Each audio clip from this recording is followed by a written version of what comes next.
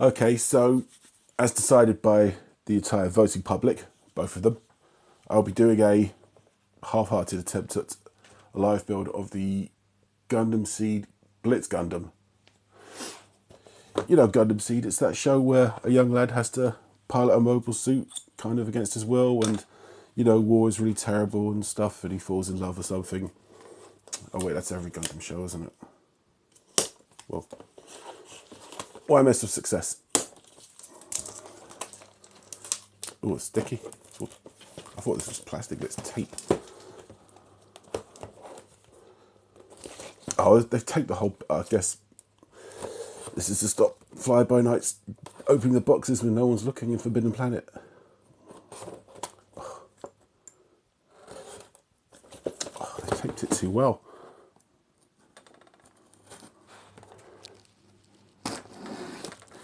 There we go.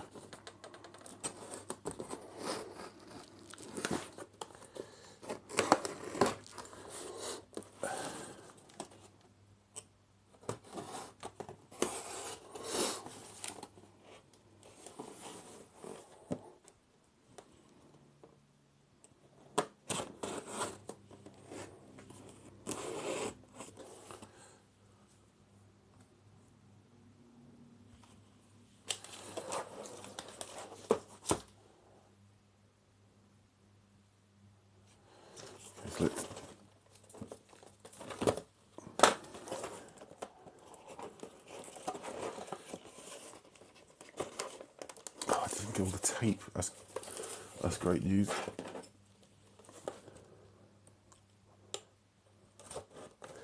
That's really a great sign of things to come. I can't even cut some tape open.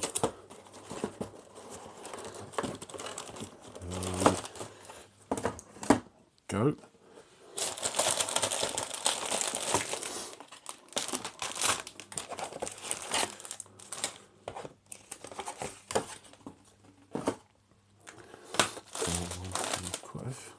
About your average amount of runners for a HD kit. It's going to be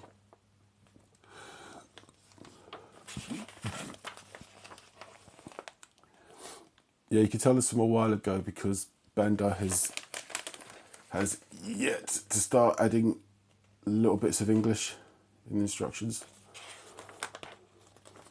So does it say what year it is? 2011. So this is a yeah, it's old.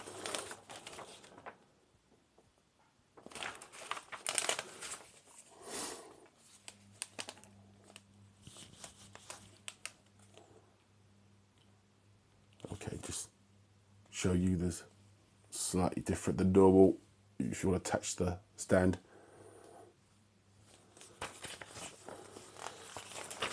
I will not be doing.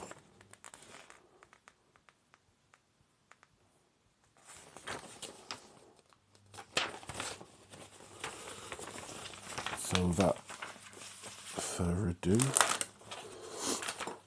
just going to get straight open the bags. Hope I don't cut myself. Alpha.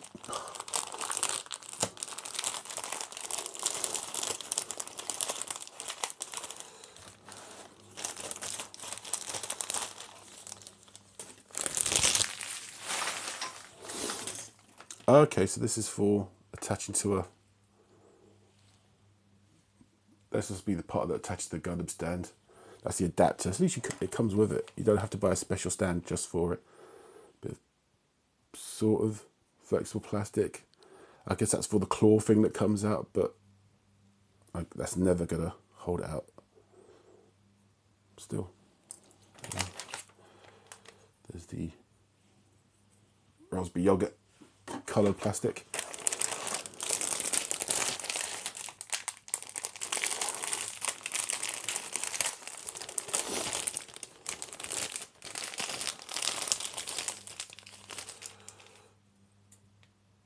Ooh, it's a bit scuffy there.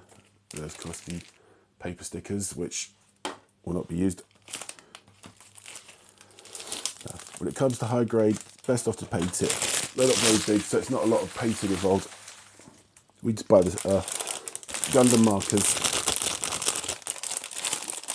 or Posca pens. You can buy Posca pens in Tesco now, so there's no excuse. That's a wild change of things, because I saw a recent video from Slimehouse TV talking about how, like, you know, he was at I can't remember what shop he was in, but a regular high street shop, and they had Gundam kits. He's thinking, you know, wow, I remember when you wouldn't dream of seeing Gundam kits in the high street. And now, you know, you can buy them in Forbidden Planet, you could buy them in a... One time I saw Gundam kits in pound stretchers, believe it or not. This was over 10 years ago. They were selling Gundam seed kits for $1.99 each. These were high-grade kits as well. There's some, I guess these are water slides. Yeah, they look, are they water slides?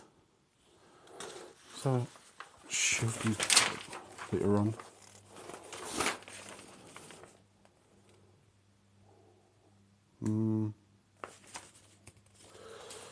They look like they might be water slides. I mean, they've got a little carrier film.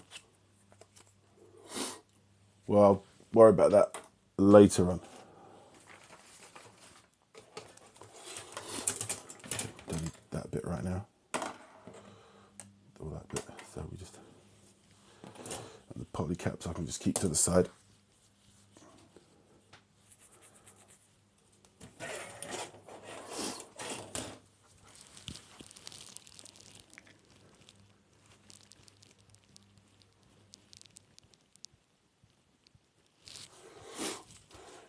Yeah, that was what I'm thinking of. Like even 5 years ago, I wouldn't have said the only way to get Posca pens is through fancy art supply shops. You have to pay a lot, and now they're turning up in Tesco's and places like that. So, you know, it's weird how things change like that.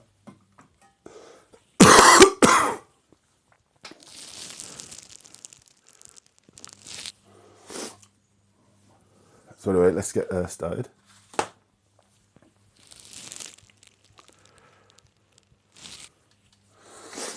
Right. Okay, so number one is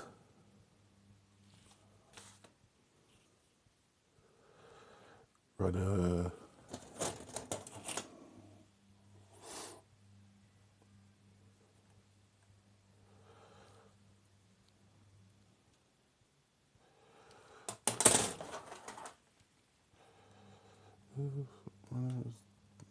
Run a seat, right. And parts 9 and 10. Okie dokie. Those are these bits.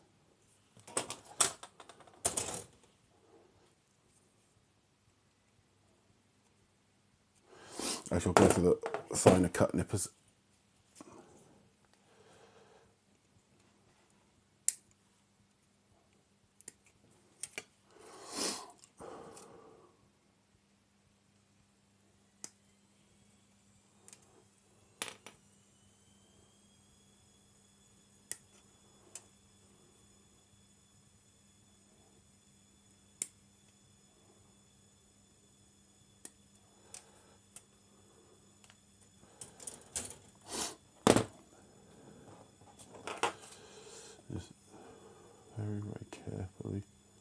Very carefully, just trim off the excess.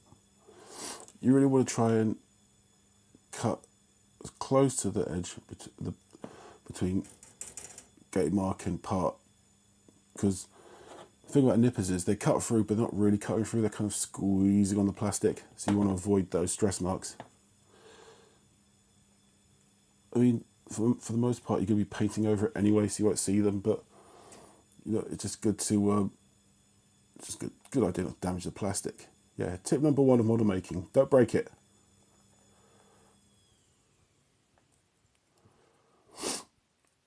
Okay, just trim that a bit. I'm not going to go like perfect, just so it's good enough.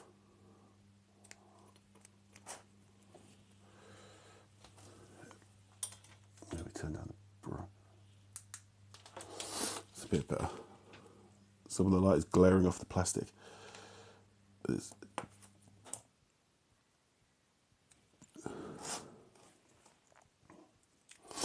is pretty bad, so let's get this done.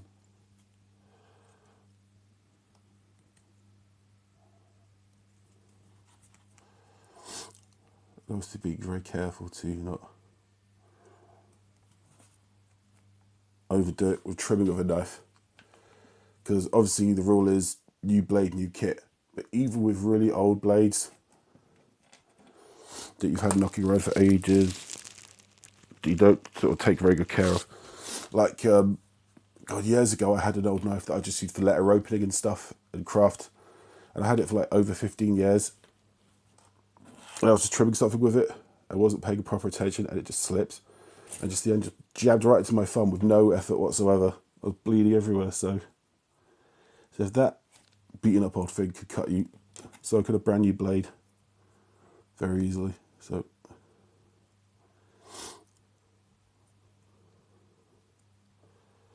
I was going for it, not pushing too hard down onto the surface. I'm just trying to skim it across. Okay, so that's.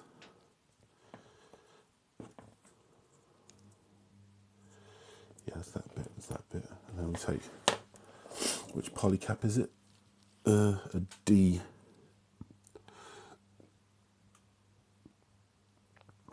Oh, that's a D, okay. Sorry, I'm drinking way too, let me move it a bit, so.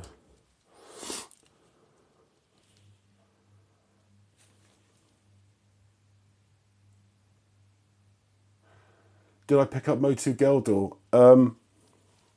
No, I didn't bother. I've already bought way too much stuff this month. And I thought, no, I better leave it. Plus, you know, I'm not really bothered about the character.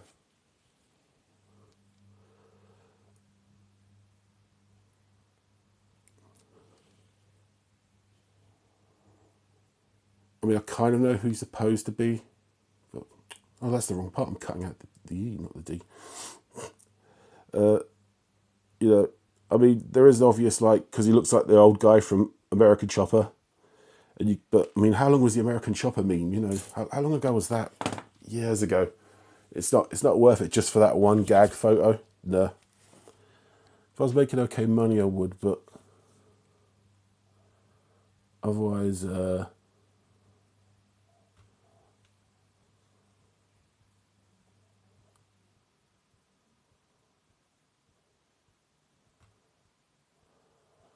just wouldn't.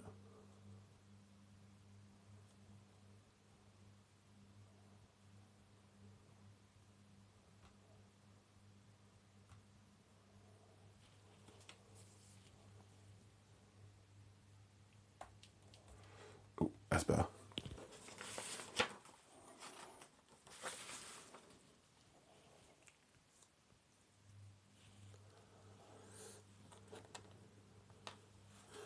So that bit. So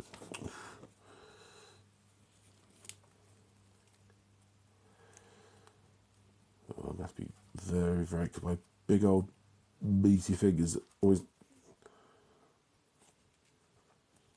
tricky when it comes to these parts.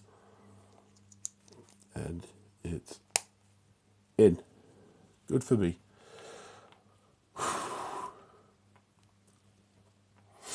You could custom his head to make it Mr. T. I only picked him up because Two Bop Steady was available to order. Who I needs complete metal. But I see.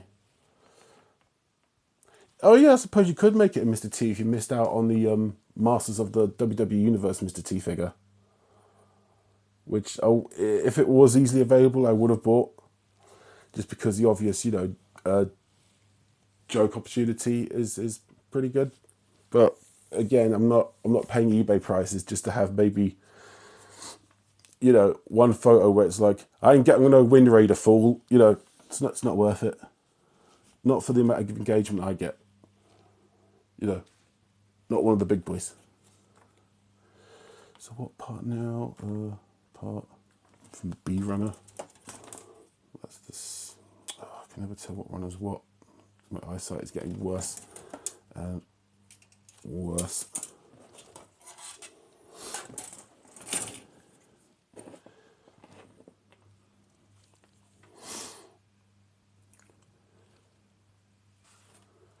Yeah. Although I would, you know, the obvious Murdoch energy that Orko would give to Geldor, but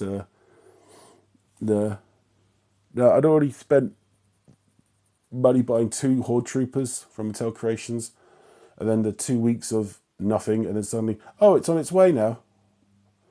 It's like, no, I kind of resent having to buy from that place, but there you go. It was Horde Troopers I was going to.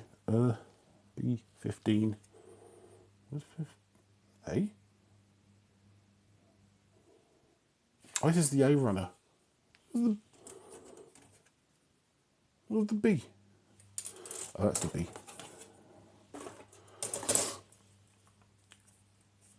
So, B15. Okay.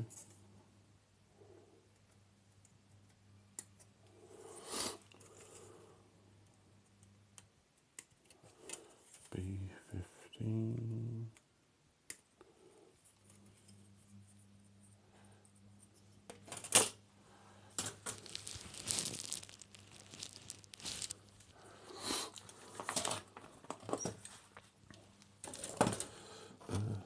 That goes on the.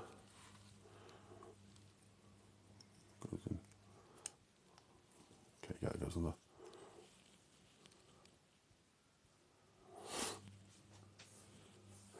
I feel your pain. I should get back into Gunpla stuff. Really. I mean, there's just such a pile of stuff still to do. That's my problem. Is I'm kind of like, if I was just a fan of one thing, I could dedicate all my time and money to that, and I'd probably have everything out of that one thing. But I'm not. So I'm into 2 different things.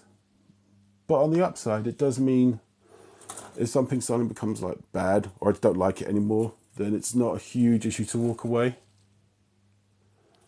Like if all I was into was Star Wars, and then I just thought, oh, I didn't like that Andor show, then that would be heartbreaking, because it's like, what do I do now? But it's like, oh, I'll just spend my money on something else. Or what's something else? 23. A23 is... Oh, this little jobby here. Okay. To be fair, my Gunpla interest is minor. Like I think like a lot of people in America or the UK, I first saw Gundam Wing when it was on Cartoon Network back in 2000 and... Ooh, it might have been 2000 actually. Yeah, and that's when you could actually buy Gunpla in the high street. Woolworths were selling the kits. Okay, how does this go in? Pretty awkwardly, I think. And a few of those figures that weren't very well articulated. You know, I'm trying to remember. I bought the kit, the HG kit to Death Scythe Hell out of Woolworths in 2000, 2001. And it cost about, I want to say it was either 25 or 30 pounds for a HG kit. That is, this is like, you know, this was in 2000, 2001. That's a ridiculous, you know, some comic shops weren't even charging that much.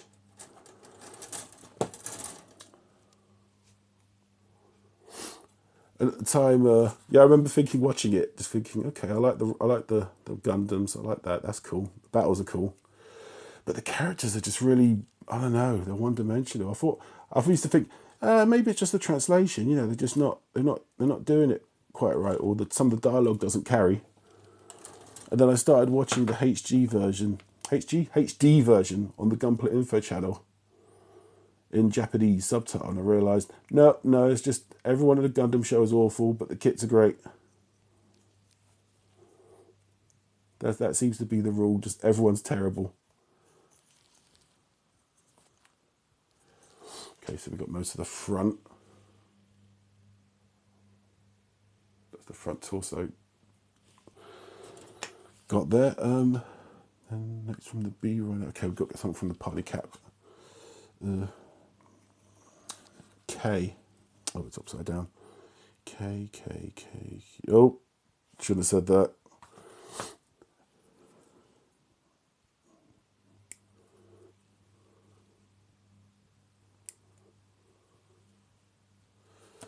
Okay, so that goes.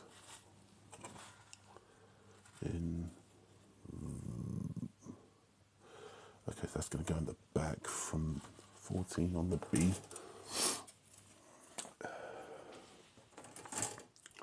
That's the C, that's the B. Yeah, 14 is, oh, it's this one. Yeah, I saw Gundam Wing on Cartoon Network, then, what? Yeah, then on Sky, there was, what was it, Anime Network or Anime Central? I can't remember now. It was, there were, one brief period, there was 2 anime channels on Sky, and they both failed miserably because the narrow casting experiment doesn't work. But anyway, and that's why I saw Gundam Seed. I quite like that. And then discovered you could just watch Gundam shows for free on the Gundam Info channel, and then got into, after I was illegally streaming in places, Gundam Build Fighters. And honestly, that's my preferred show because it's just a laugh. Because I remember people reviewing the show at the time. Am I going all right? Yeah. And thinking, oh god, what's this whole, idea that kids just build kits and they just competitively battle them. So it was like Gunpla building meets Digimon. And I remember one person thinking, I'm sure it's going to turn out that it's all just an ulterior motive and all the kids that are battling each other, they're going to get recruited to fight in a real war or something like that. And it's like, no, it's just people just build kits and then have them fight each other. And that's all there is to it. That's it. Ooh, is that going in right? That's not. That's a bit. Ooh. Of a tight squeeze. Yeah, sometimes you just have to be a bit. I don't know. Does that look okay? It's a bit.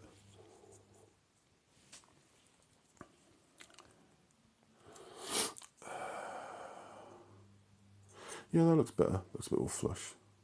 Hopefully it won't suddenly spring apart. Okay, so that's.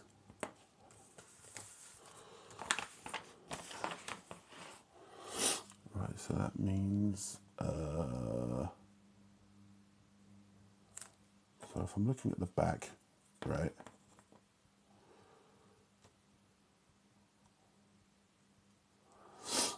Okay, so we take C6 and B3. Okay, so the C runner is. The C runner is the raspberry yogurt. So C6. Okay, so it's this bad boy.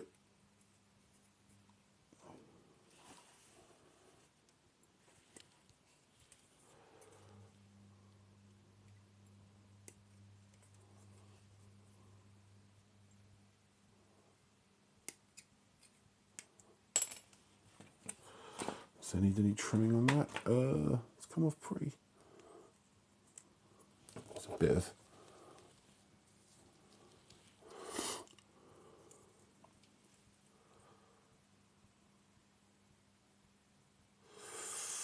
Ooh, went a bit too deep on that one. I'll have to. Yeah.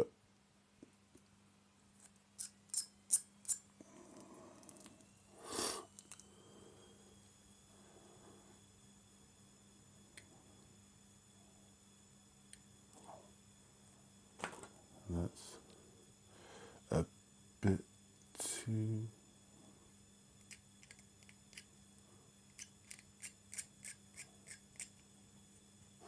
Yeah, it's fine. Okay, so that's. And B3, right. The B runner here. So B3, this is a little vent piece.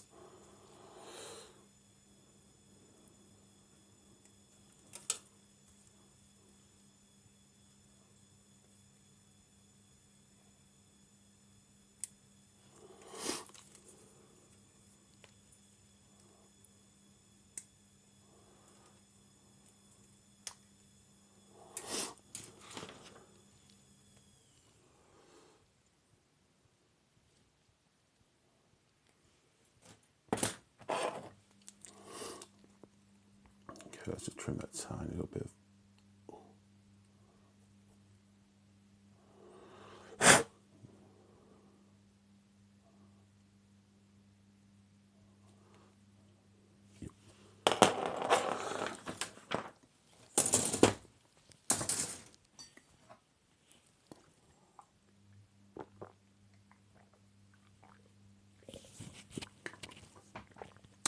Oh, my tea's gone cold.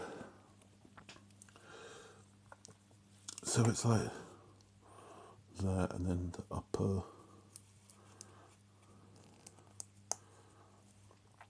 Am I doing that right? No.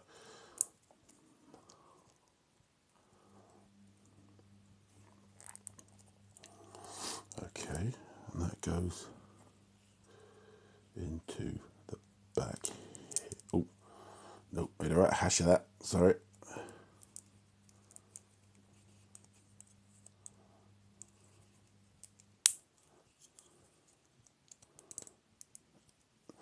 There we go. There's that back vent.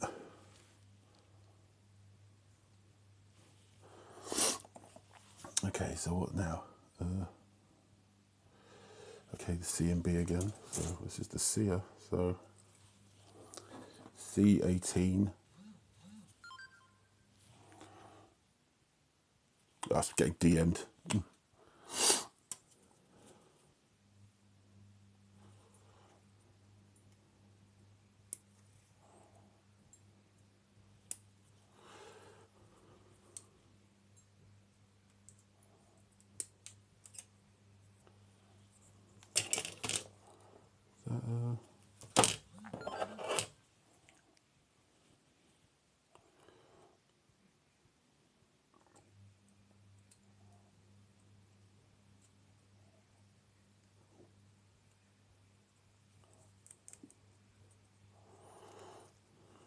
Very gently to taking off.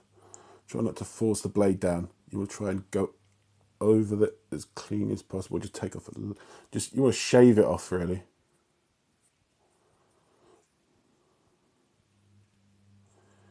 Bit by bit. That's why I kind of go. That's why I bring the blade towards myself because it's kind of got a bit more control. And I can see how the blade is coming as I go towards. If I go outwards, I can't really quite see exactly. Even though I know some people say like, oh, you always go outwards because for safety, which is true. It is safer, but as I get older and older, I just find myself naturally wanting to just do it this way, the way my grandmother would peel potatoes. And she used to do it with a massive knife, so she never got cut once, which was a really stupid thing to say, because law of averages, you know,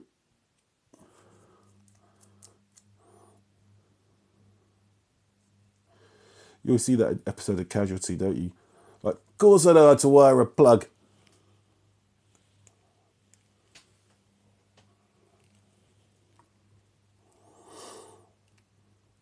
And they plug the old Christmas lights in, dead.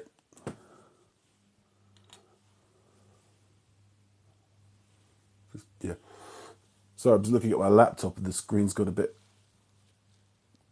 laggy. What was I need? Okay, so we've got that bit, and we need a piece from the B runner. I'm being a bit too slow. What was the B runner? Okay, so number 4.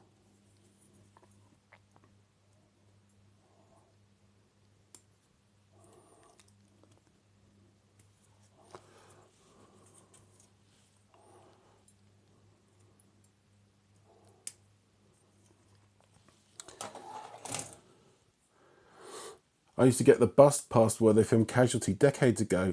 That's that'd be Bristol, wouldn't it? Casualty, where they filmed it. Well, it was set at Bristol, or a fictional version of Bristol, I think.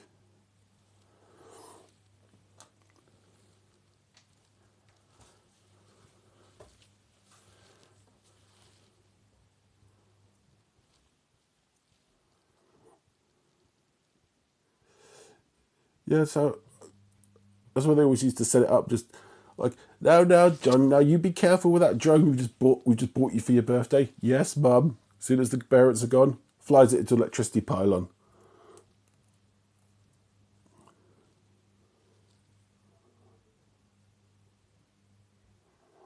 Like every other public information film that they used to show on British television.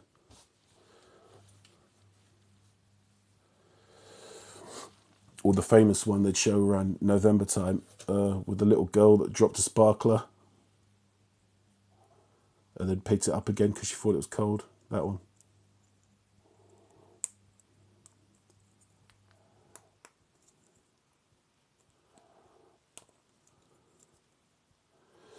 So that goes, oh, there we go. Okay, so that slots into like the back.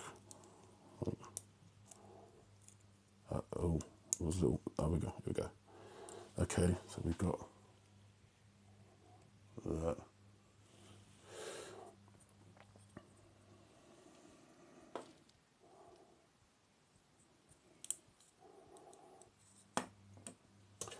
So I guess I've got to cut the other one off, so C22, which is this one.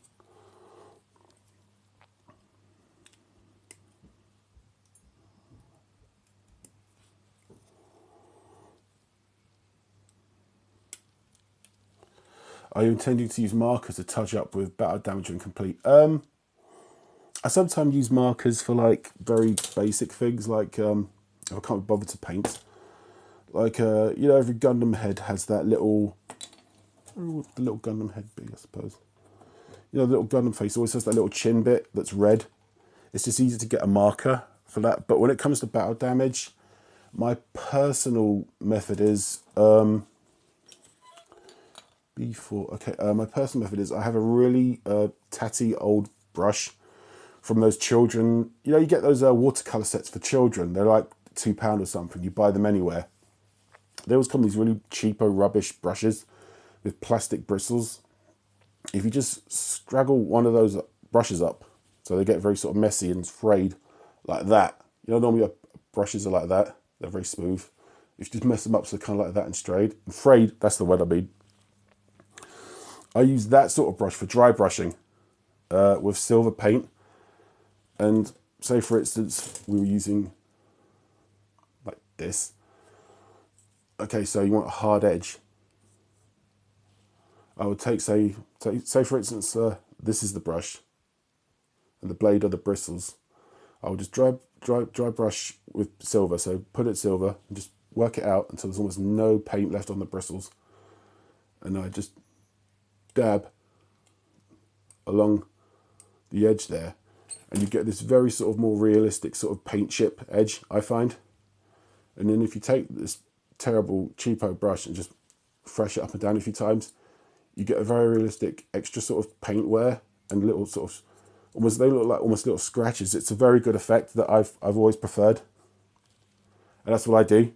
That's how I do it. I don't know, maybe I'll do a very quick video showing it one day. If I can do it, anyone could do it. Because I would say my build level is average at best.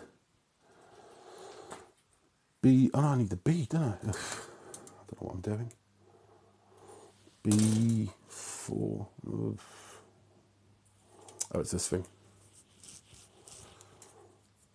But you can use markers if you want. You could just literally take like the edge of the pen nib and just run it along the edge of something just to give it that slight bit of paint wear. You know, it's really horses for courses. I never say there's any one definite way, because you're always learning new things and finding new methods. I mean, up until a few years ago, you know, model makers were saying, oh, if you want proper chrome, then you have to use that, what was it called? That sort of silver, that chrome leaf or silver leaf, where it was like gold leaf and you had to very carefully cut it. They literally, oh, you've got to keep it in the fridge, otherwise it will just sort of shrivel up and go weird. You have to cut it so carefully and then burn shit onto the plastic so it looks like real chrome. And then suddenly out of nowhere, those Molotow pens came out, and now everyone's using those instead because it's dead easier. You know, why make your life hard? So, you know, there's never one true way of doing it. Sometimes you might want to use a marker, sometimes you might want to use a brush, sometimes do nothing, you know. It's your kit, you do what you want with it. But yeah, I prefer that sort of very sort of messy, worn in. Like, you know, like something that's been in service for years and years, and they keep it clean, but they never bother to replace the paint on it. So it's just worn down. So we've got that so far.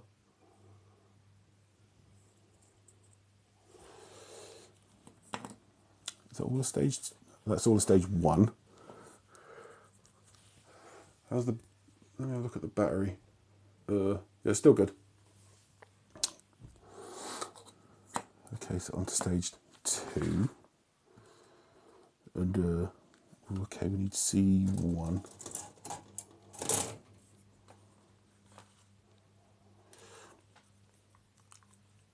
Yeah, like for instance, okay, the face bit, like, there are stickers for that, but you could easily just buy markers for that because it's just quick.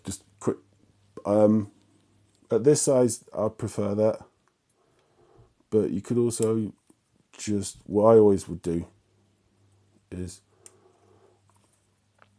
paint the eyes entirely black, then paint them all silver, and then go over with Tamiya clear colours. So in this case, what is the eye supposed to be? Green. So yeah, you can Tamiya do a nice clear green. You put clear green onto silver and let it all fully dry, and that'll be the best metallic green you've ever seen in your life. Agree about the change in times and Molotov markers. Crit pens are a game changer for sure. Yeah, it's just for certain things it's just easier. Yeah, especially if this is your full-time hobby. Yeah, this is like the only thing you do. Like pardon me. Like, I'm surprised tabletop war gamers haven't got into or at least the guys on YouTube I've seen that do tabletop gaming, they haven't implemented pens yet. I'm surprised they haven't. Because so much of those, especially Space Marines in Warhammer 40k, they have a lot of line work on them. I'm surprised I haven't seen guys just going, oh, why bother, like, tiny, you got to get your brush and learn how to, like, just get a pen, mate. Woof, done. You know. So that's C1 and A30. Where's the A runner? Is this the A runner? Nope. I mean, I remember looking through, being in back in the day when I was on Transformer fan Facebook pages, and just being endlessly back and forth with other people saying, oh, all I can find is just silver paint and it's not really chrome. How can we replicate VAC metal? You know, is there a way of doing it? And people saying, oh, well, there's these pens you can import from China and it cost about £40 or so. And now you can buy them on Amazon for like 11 quid. You know, so much better. A30, what's 30? So that's 31. Oh, here it is. Let me just really, okay, this is a really tiny bit that I don't want to mess up. So I'm being very careful not to.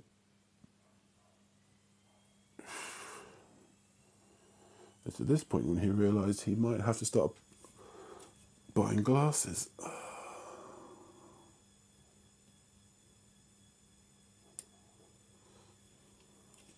Didn't want to cut off too much just in case I've cut. It looks about, yeah, that would have been really stupid if I had cut off too much.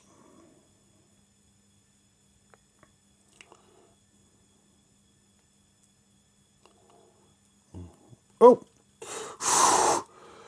Ooh, that was dangerous. It just flicked off in my hand and look where it landed, right on my... If that had gone on the floor, I would not have found it. So I'm going to have to implement some tweezers.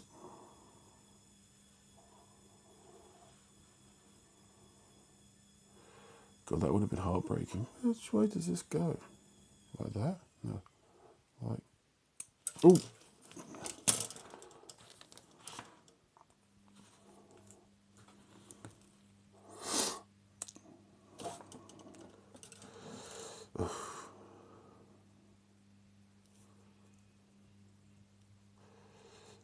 Brace yourself, this is going to be tense.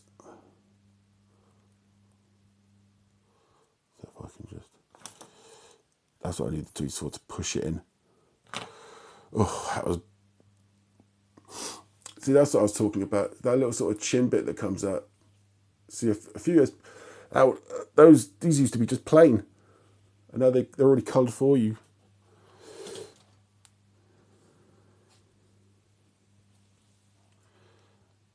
There is also Kiki for using on figures with loose joints. Kiki? Isn't that Goku's girlfriend in Dragon Ball? Or is that a name of a product I don't know about?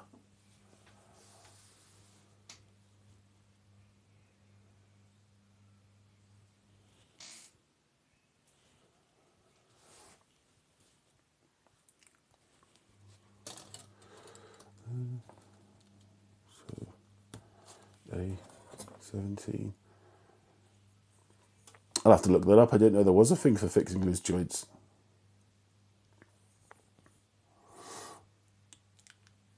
It's a product on eBay. Comes in a bottle with needle to apply the liquid. Oh, I didn't know that at all. I've been going by the either clear nail varnish or worse yet, super glue method, which I ruined 2 Predator figures doing that.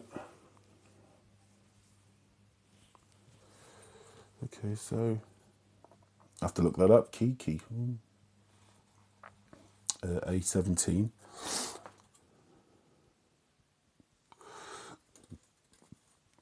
Oh, it's the front of the head. Okay, here we go.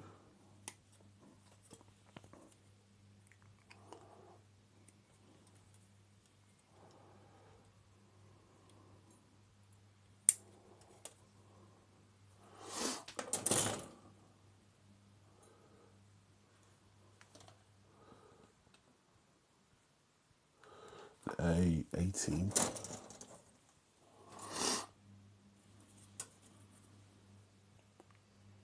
Have you a B Sky account, by the way? Yes, I am on Blue Sky. The link should be in my profile here. If not, I'll put it in.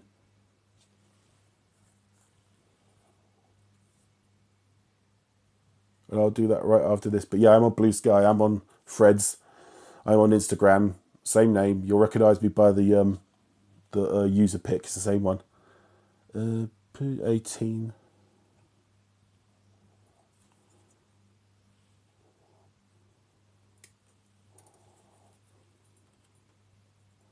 Just cut the back of the main bit. X is too ad based. Yeah, and it's all ads for like, oh, this crypto casino could change your life if you just send us all your money, please. Yeah, no, after what happened recently, it's thought, nah, Twitter has become an absolute dump. Forget it. There's no fixing it now. But really, that should have been, the writing was on the wall for a while now. I can't think of any time where a website or web service that's normally free then starts charging you for things, then keeps going. Like, that's when people start to leave, you know. Okay, so let's put that head bit together. Is that correct? Ooh, this is always so annoying. And the fact that Twitter didn't work anymore, like I was constantly trying to find old posts and photos. You know, like, do you go into your account and you put it into the search bar, and it will just more often than not say no results found. And I was putting in things like Battle Cat. You know, like off the top of my head, I know for a fact I've reviewed 3 different Battle Cats. But according to Twitter, no. So we'll have to.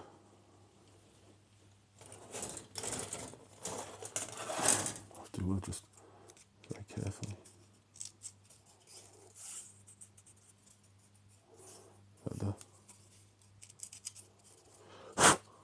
Just trim that up a bit, yeah.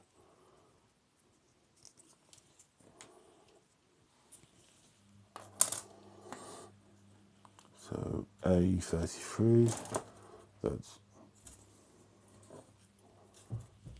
A33 is the head fin.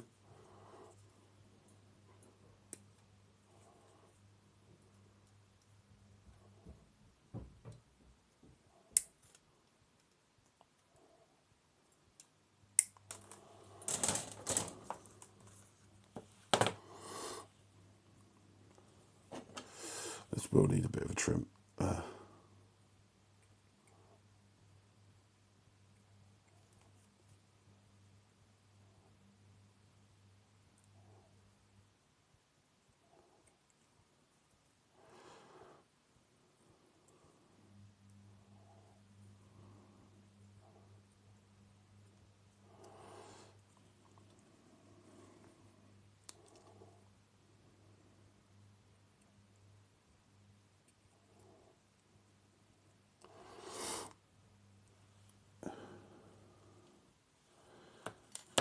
A1.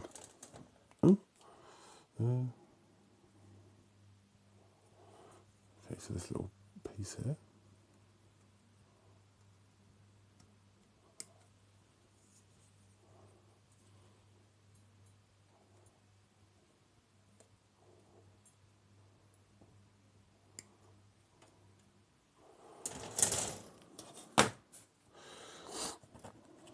Okay, so we just very, very careful.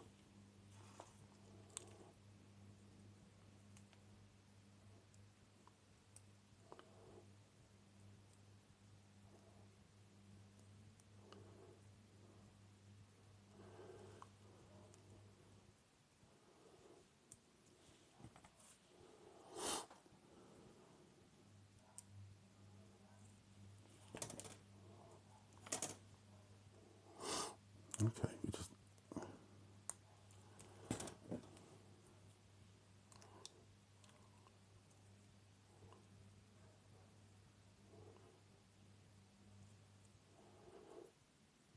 that.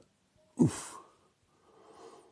Yeah, I thought it's insecurely, or insecurely, not in. You know what I mean? So there's the head. Just realising that I'm going to have to take this all apart anyway, so I can paint the eyes in and stuff. It's just how I've always preferred to do it, just because the stickers are so bad. They're not very good. All these technical advancements Bandai's made to their kits, they still don't make their stickers any better. They're still rubbish. Step 3 is... Okay, we need to make this bit first, so something off the poly cap. Run it as part E.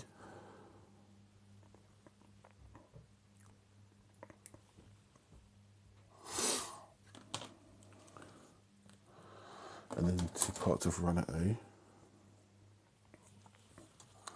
that's 12 and 11.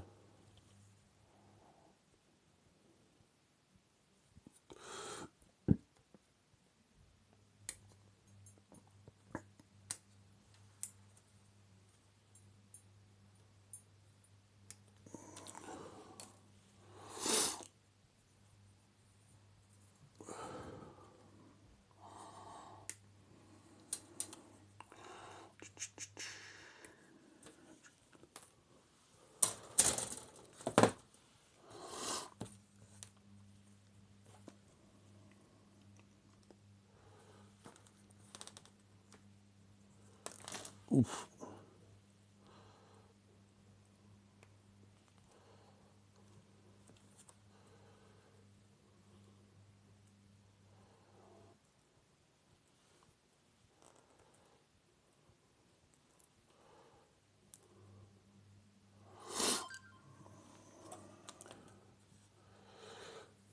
Okay, so there's that bit. Now we need 2 parts from the B. Well, that's from the C runner, so. Okay, so.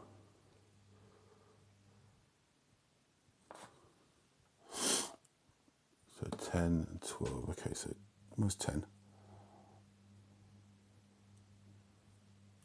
Oh, here. Okay.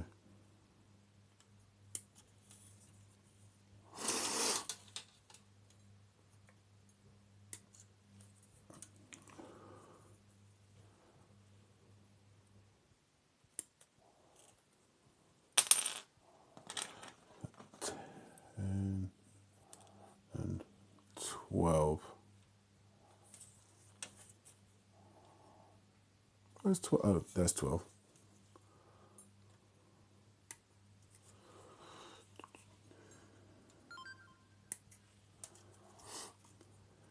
Yeah. If I had the budget, I would have a nice proper camera hanging sort of above and pointing downwards. So it's just a lot easier, but well, money and space doesn't really allow for that, so yeah. Sorry I'm not flooring models or guys like that. Oh, there has to be another one, A26. Is that it?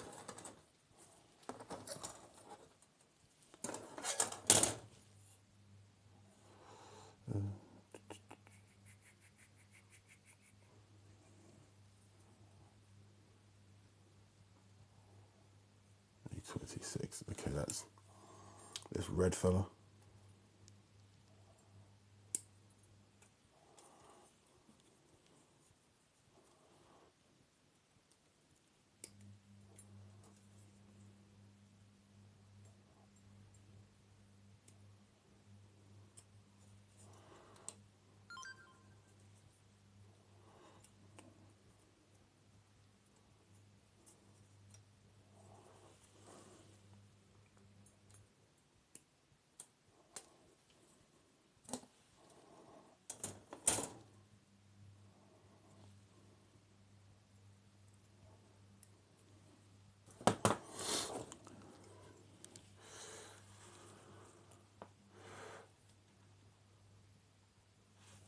Found you on Blue Sky, sent you the link to the Kiki product. Okay, thanks for that.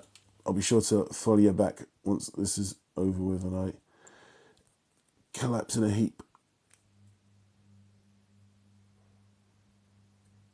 Okay, so that's... Okay, so... It's pointing this way. That way, so that means it... Okay, goes in there.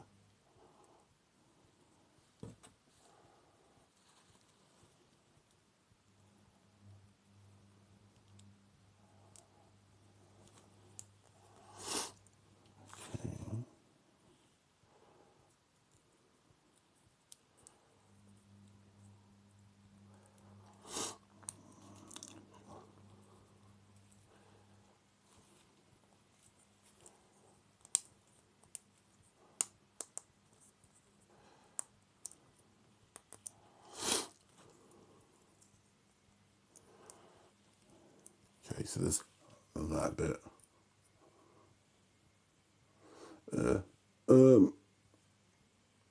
Is that showing up okay? Come on, focus.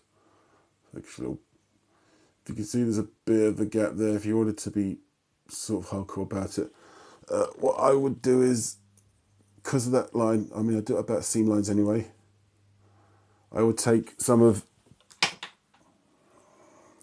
this stuff, that's plastic cement, this isn't glue, this is plastic cement, and I'd run it along that line where there's a bit of a gap or a seam line sometimes, and just force it closed and hold it there until it's fully set. And what it does, it sort of, what's the word I'm thinking of? It sort of welds the plastic together, as it were. And when it's fully set, you know, file it down, and it'll be totally gone. So it's perfectly smooth. And then you just paint over it, and it's great. I mean, obviously, it depends what you want to do. If you just want the basic kit, you can do that. But you know, if you put a little bit more effort in, and it shows, and your kit is all the better for it. So, okay, so we've got that. Okay, so we've got that assembly. So that's the top of the shoulder, and then we need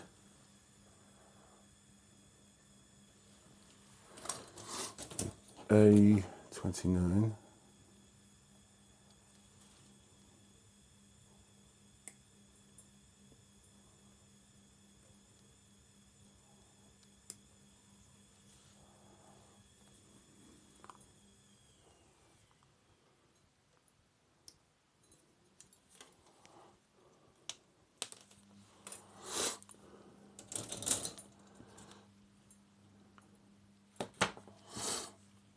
So this is it going.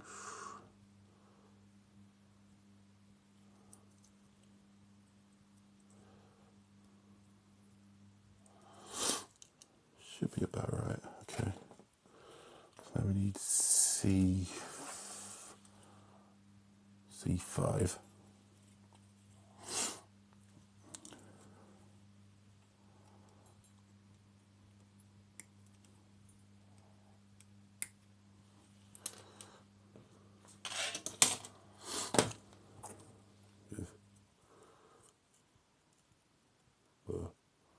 Yeah, the longer bit going.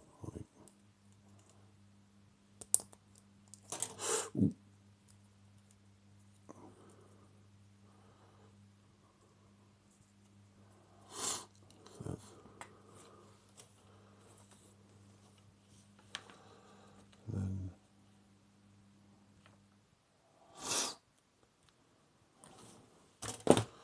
Wait a second.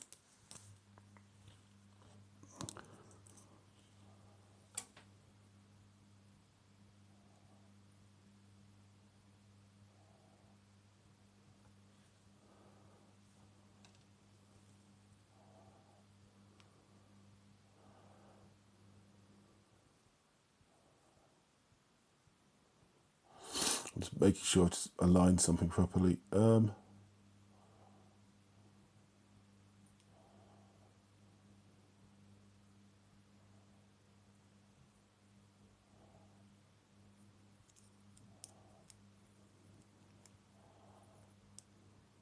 Okay, so that's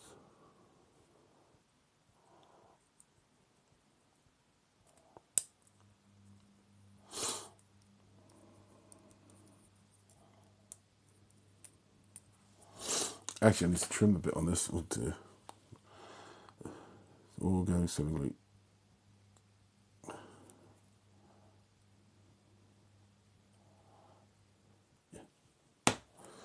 Okay, so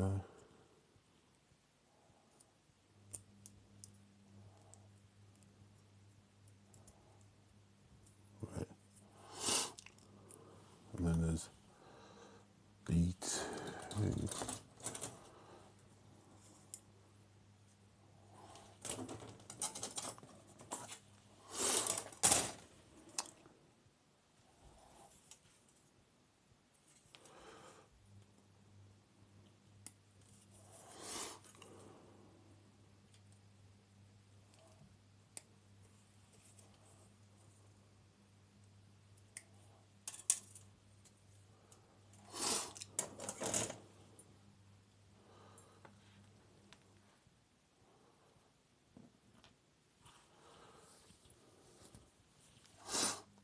Oh, I see. I made a mistake. I forgot. I've got to do the lower. I've got to do the forearm assembly first. Okay, so polycap N. All right. Yes.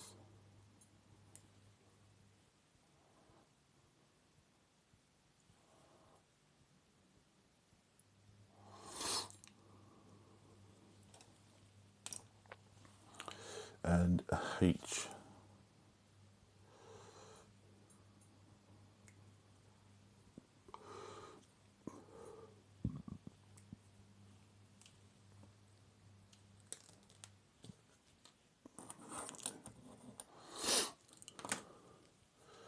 And then A, 16 and 15, okay.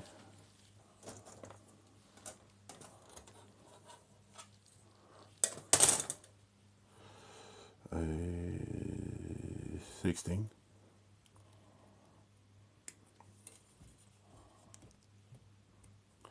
Yeah, sorry some of this is going off of camera, but I do need to hold these parts somewhat close to my eye so I can see what I'm doing. Because I'm quite old. I can't always see from far away anymore. 15. And sometimes, even with this harsh light, it's difficult to see the numbers on the runners, sometimes for me.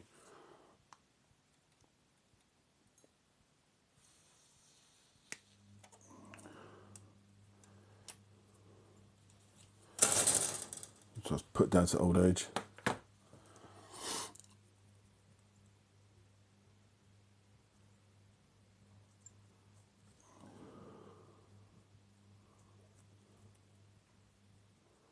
Alright, get that little trim.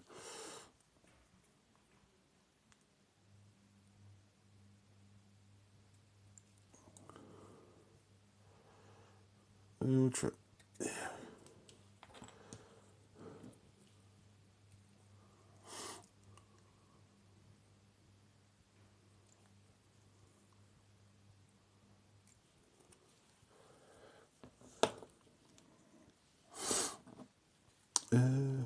Okay, so that, yes, that polycap becomes part of the,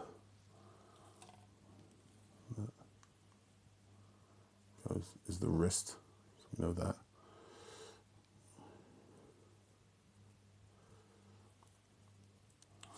Yeah, I think the way this is going, I may have to start making master grade kits from now on, because I think this is just all too small and fiddly for me. I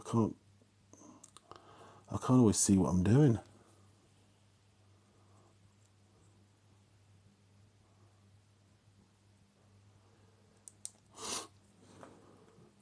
There we go, that's that, and then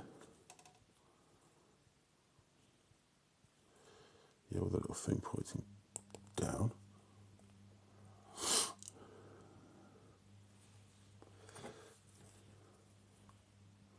And that goes into that.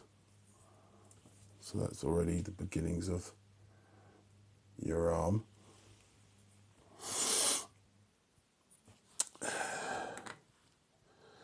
Okay, so C7. Yeah, I'll have to use a stand-up magnifying glass to assemble it under. Oh yeah, I keep forgetting to buy one of those things. Those like what you see on crime scene investigation things, where it's like a magnifying glass on a posable arm. You can move it around. It's got a light built into it. Yeah, I need one of those things, or maybe those glasses with the lights inside them,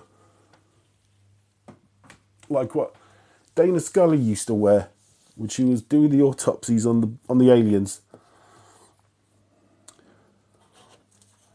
C7. Where's 7? Oh, it's there.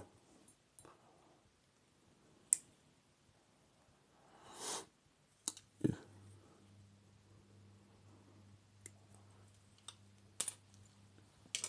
C7 and A5. Unless you have an old light boy lying around you could use. No, I don't. My lights either get worn out very quickly or they get destroyed, because I'm always knocking lights over. What's A5? Oh yeah, A5 is that. See, it's slightly disorientated, cutting out parts that you're so familiar with in Gunpla, but they're not the usual white, so you don't naturally pick up on them.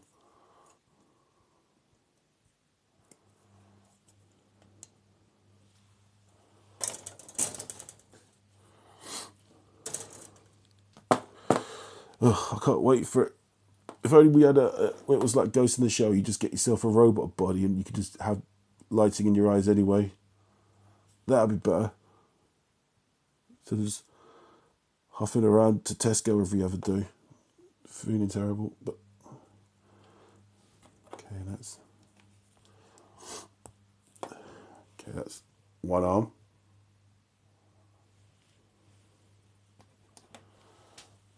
So now we've got to do the other arm.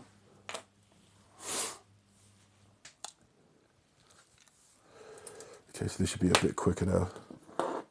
Okay, so polycap E. Yep.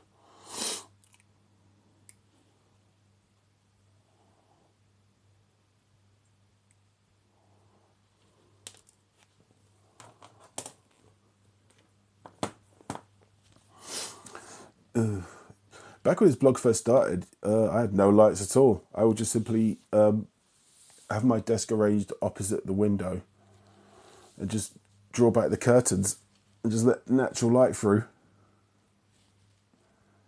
which became unworkable during the winter months because obviously the sun would set a lot quicker, so I didn't have much time to take photos for the blog. And I constantly feel like I'm spending money on more lighting, and for some reason the photos don't, I don't know, I'm starting to think maybe the photos just don't look as good when it was natural light. But that could be just me.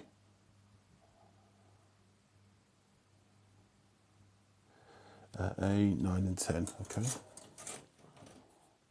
This A, yeah.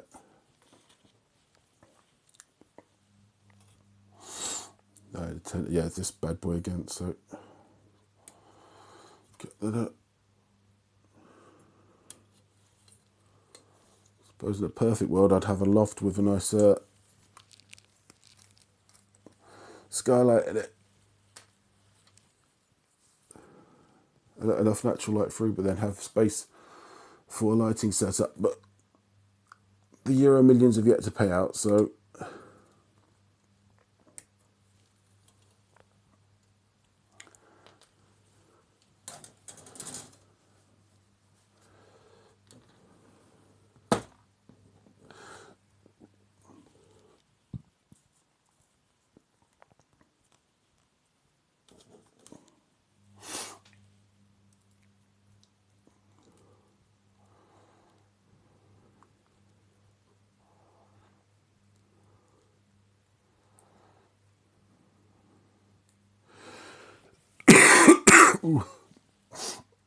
sickness.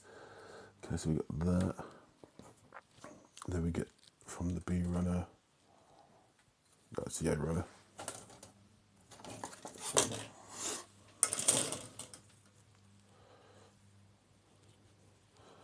$13 and $11. 13. Oh, it's these two again. Okay.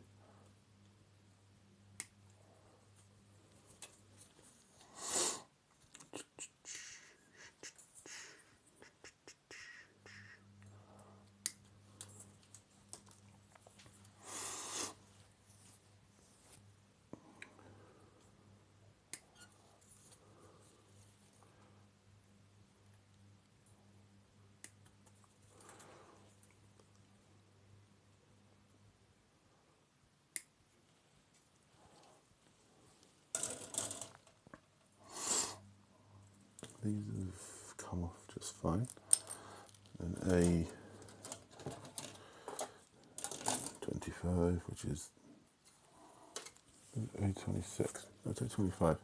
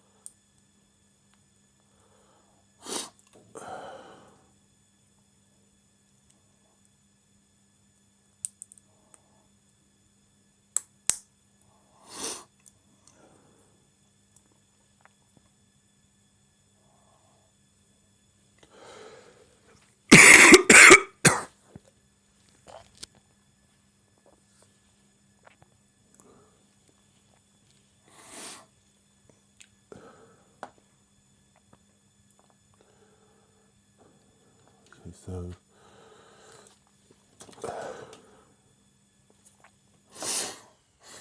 A29 again. That's the, yeah, it's this little curvy bit.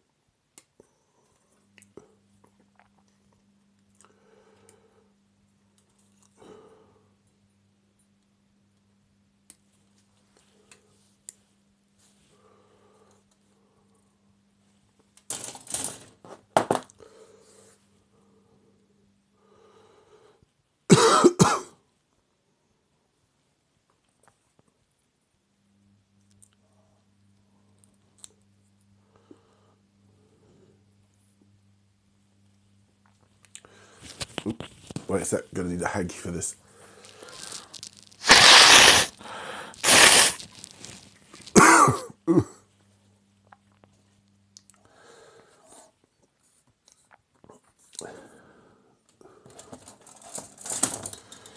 Just my luck. The last of the holiday I have this year, and I spent all of it indoors having a cold. C5. There's 5. Oh, almost cut out the wrong bit.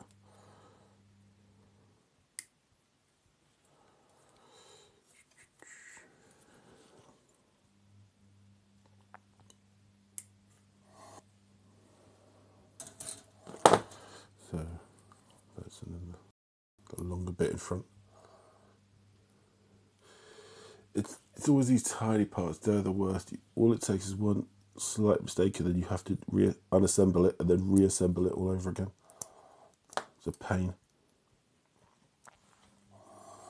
And it's a lesson I never learn. I always keep making the same mistake. So polycap.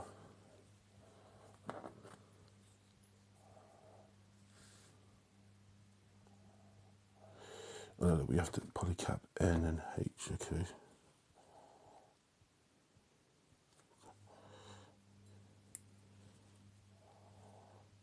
N and H.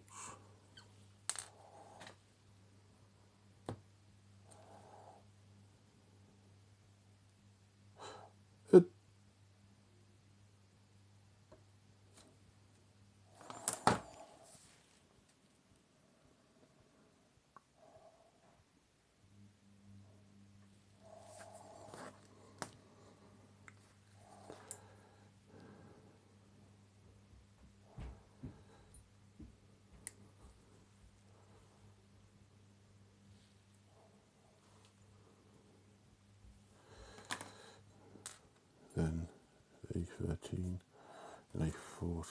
Let's see.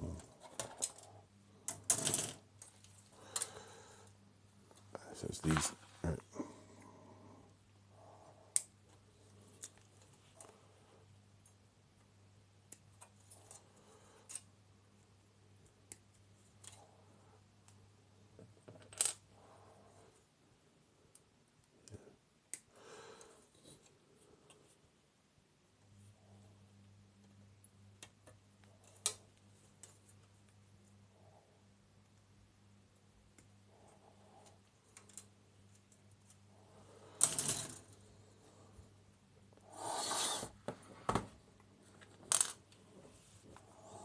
Okay, so let's.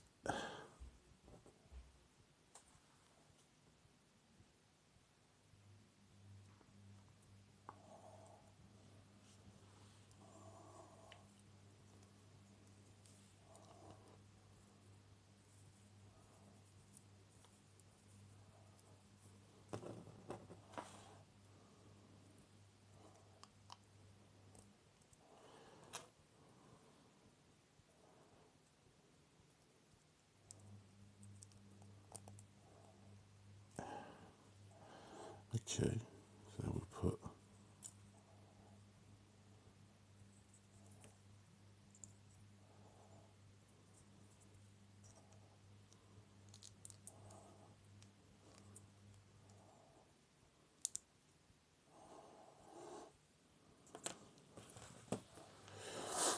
Oh, we need another polycap on this bit. Polycap. Oh, first of the A's.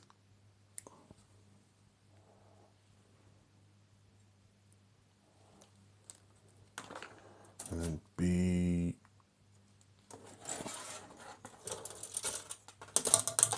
One. Is that right? Yeah.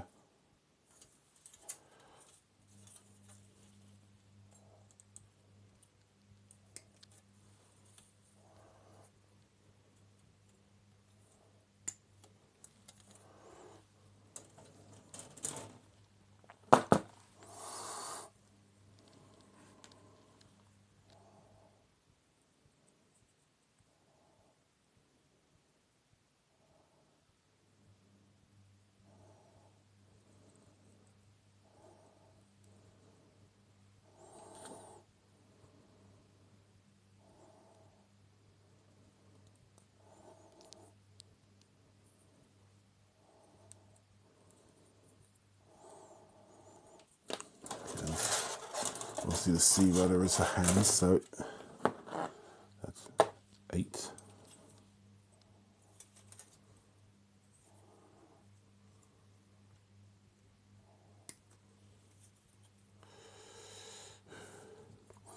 Yeah, you can tell I'm really aging myself with these references. Casualty in the X-Files.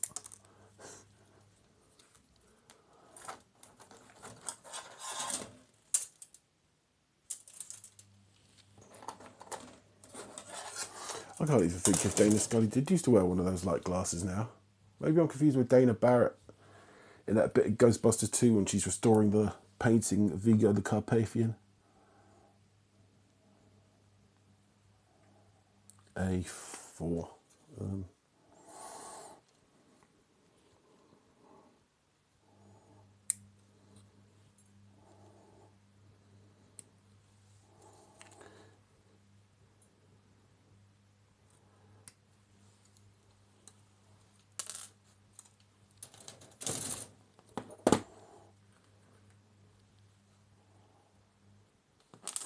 Yeah, it needs a bit of a trim.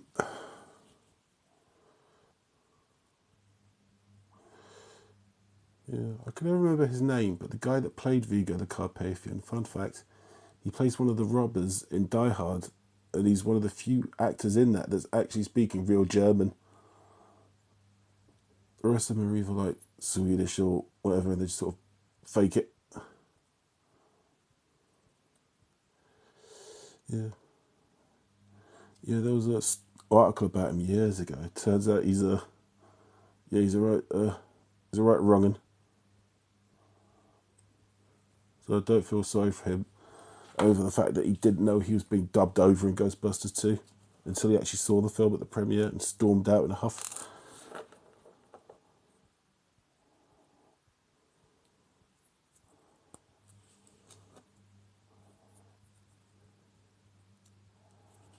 All right. Yeah, it goes on top. So that's the other one. So we then put head onto torso, put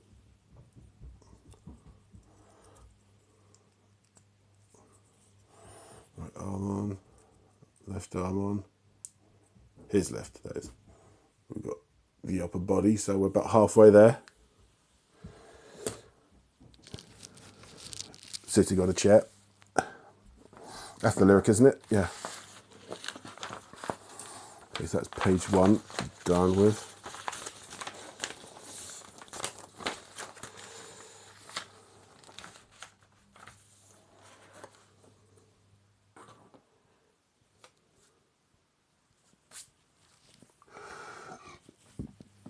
Right, so next polycap, another N. Or two of them, in fact.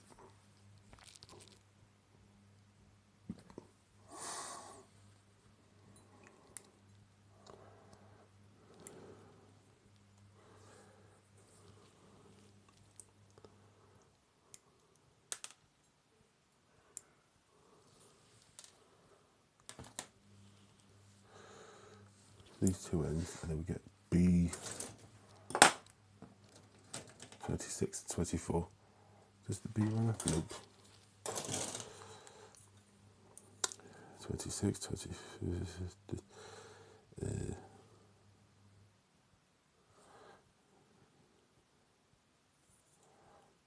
is 24.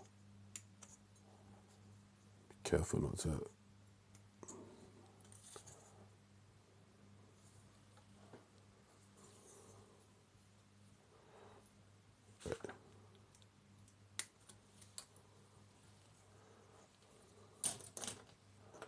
And 26.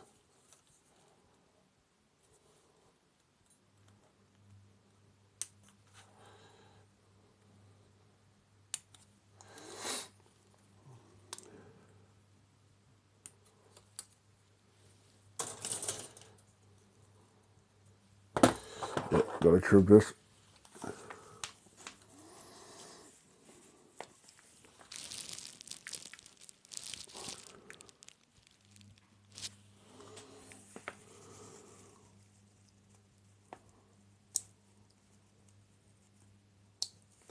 Ooh, it's a bit rough. I've gouged a little bit. Yeah, that's okay. That is.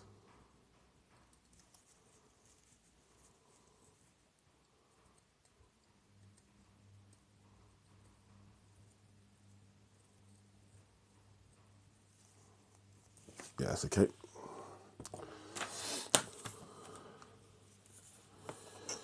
then put in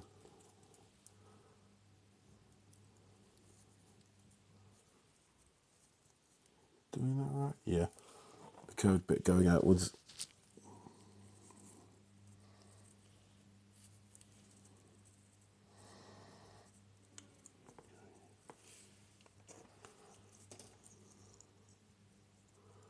That goes into. Am I doing that right?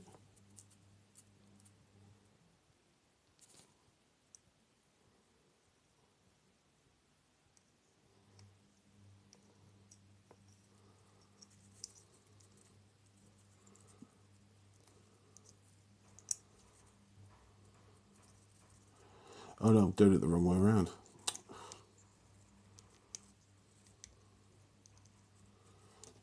Idiot.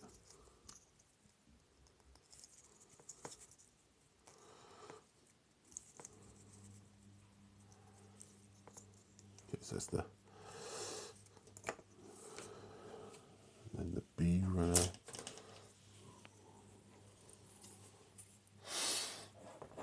You should thank heavens and mercies that at least Casualty of the X-Files are remotely recognisable. Most of my references are from obscure 1980s sitcoms that no one remembers. Hence why my Terrorhawks video didn't catch, which is weird because you'd think the demographic would be the same, but no. Still, that's the content you get from me. I'm too old to care about chasing the algorithm.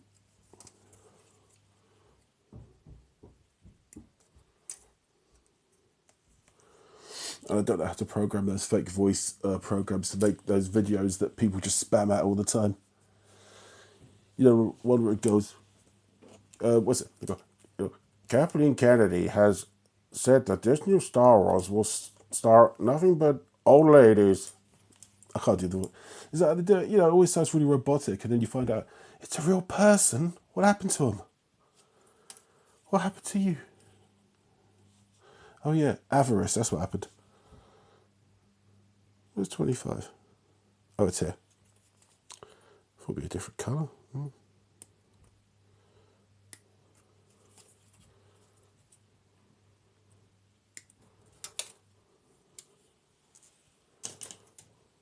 does that need any?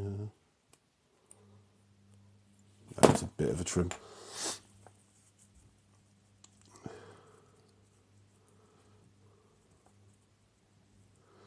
No, this will scare you. I've been writing this blog, only properly for the last 5, but I've been writing this blog for nearly 10 years now.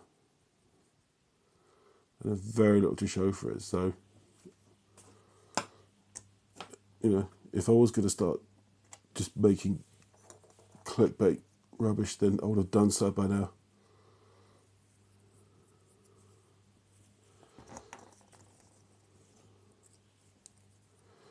But I just don't care to, because this is meant to be, you know, just a bit of a laugh, really. It's meant to be a hobby. It's meant to be enjoyable. People forget that sometimes. You're meant to be enjoying yourself. Check the battery real quick. 64%, that's fine. It's fine. It's fine.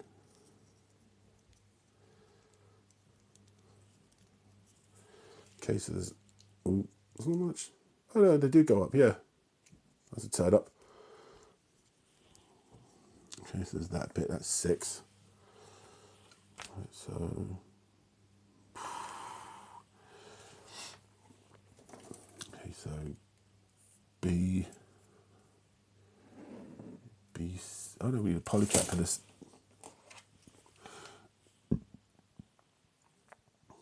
Polycap I.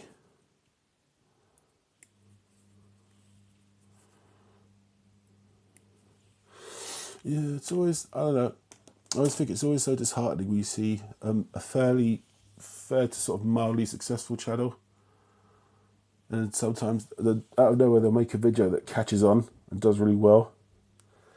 Instead of trying to capitalize on that properly or just accepting that sometimes you just get lightning in a bottle and it just goes just as quickly, they get desperate and then start algorithm chasing. And just, maybe that was just the person they were all along. you know. Well, I'm not going to name names because I'll be damned if I give them publicity. But there used to be one guy I used to watch who used to just make videos about like, oh, what's this about this side character in Predator or Alien or Judge Dredd? And out of nowhere, he just starts reporting on like, oh, so oh this movie, this new Star Wars hasn't made a gajillion dollars day one. It's Kathleen Kennedy and the woke mob that did it. It's like, oh no, not you. Yeah. There's this documentary from years ago about the guy that wrote and directed a movie called The Boondock Saints. It's called Overnight. And it was a documentary that filmed his sudden rise from being some guy that worked in a bar to being a Hollywood scriptwriter and then having to direct his own movie. Because he got so full of himself, nobody wanted to work with him, so he had to direct the movie. And then a certain someone that used to own a studio, let's call it, for sake of argument, Farrah Max, decided to ruin him, and it happened pretty easily. And at the end of the documentary, it's pretty interesting. There's a quote in it, I can't remember who it's from. It said about how they say how success changes people. But in reality, success is just like a truth serum that makes the real you come out that was there all along. So I think if you're a decent person, you become successful, you just stay fairly decent.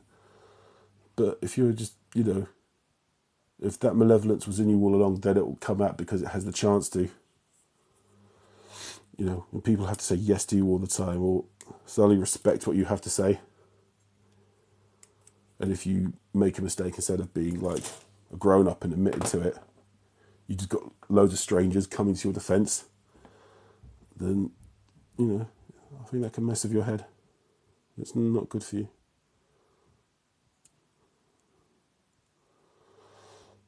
And if you think I'm either pessimistic or bitter or wrong, just look at, bar a few examples, look at most of the people who suddenly became quote-unquote internet famous over the last 10 years. Look what's happened to them and where their lives have gone. Like 10 years ago, these people being called like, oh, these are the new generation of stars now. They're doing things the normal way. They don't need a manager or an agent. Well, turns out they actually do. They need at least someone to step in and go, what you're doing is bad. Maybe don't do it. Or stop spending money like an idiot and readjust. And I'll try and find work that's good for you, But no, you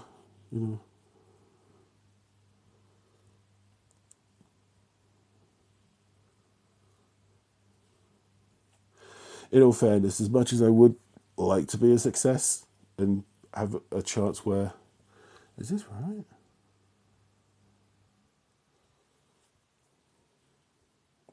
Oh no, I've done it the wrong way around.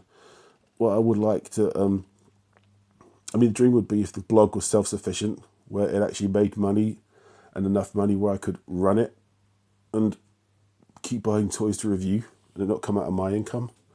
That would be the dream, really. But I've no delusions or anything.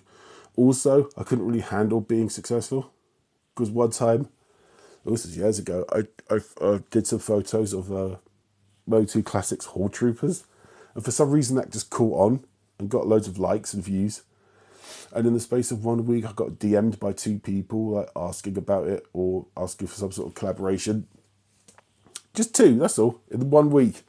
And when I got the second DM, I just immediately thought to myself, oh God, when does it end? And that's just 2 DMs in 1 week. Imagine what Pixel Dan has to put up with. Must be endless. And that guy doesn't make a living from YouTube, per se. Hopefully he's running the blog off of his content off of it, rather.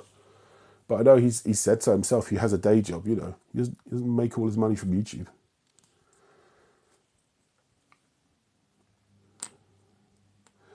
Plus, I think the only people that make any money from YouTube doing toy content is those people that just open endless Kinder Surprise eggs. I think they're the only people that get any sort of real numbers. Another polycap costs loads. Oh, no, wait. Yeah. So, the polycap C. I don't know. It just all seems like way too much effort. And, like, what would the point be? You know? You get some of these people that oh, I wrote this article using ChatGPT, but you didn't write anything. You wrote nothing. Like, what was the point? You put in some prompts, you stood there and let it do all the stuff for you. 14 and 16. Yeah? Okay, let's count 16 first so I know what I'm doing.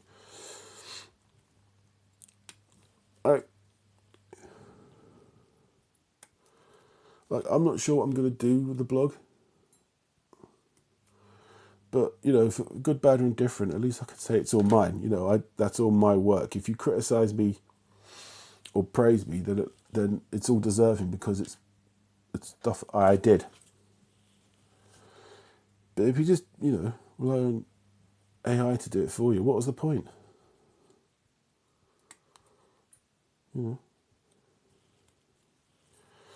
You could just go and do it. Doesn't matter if it's good or not.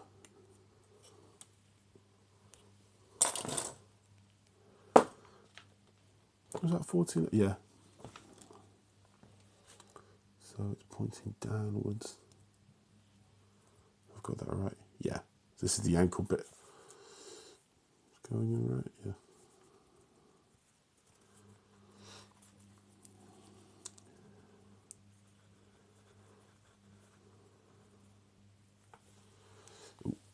Just to give it. You always parts like this that go into something. Right here, this port. It's going to focus. Yeah.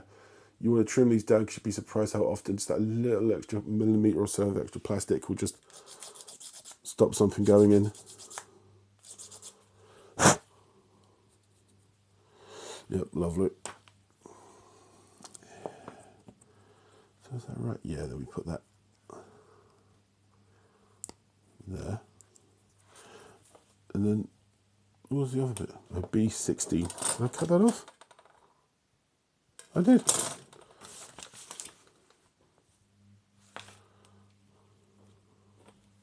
A B16.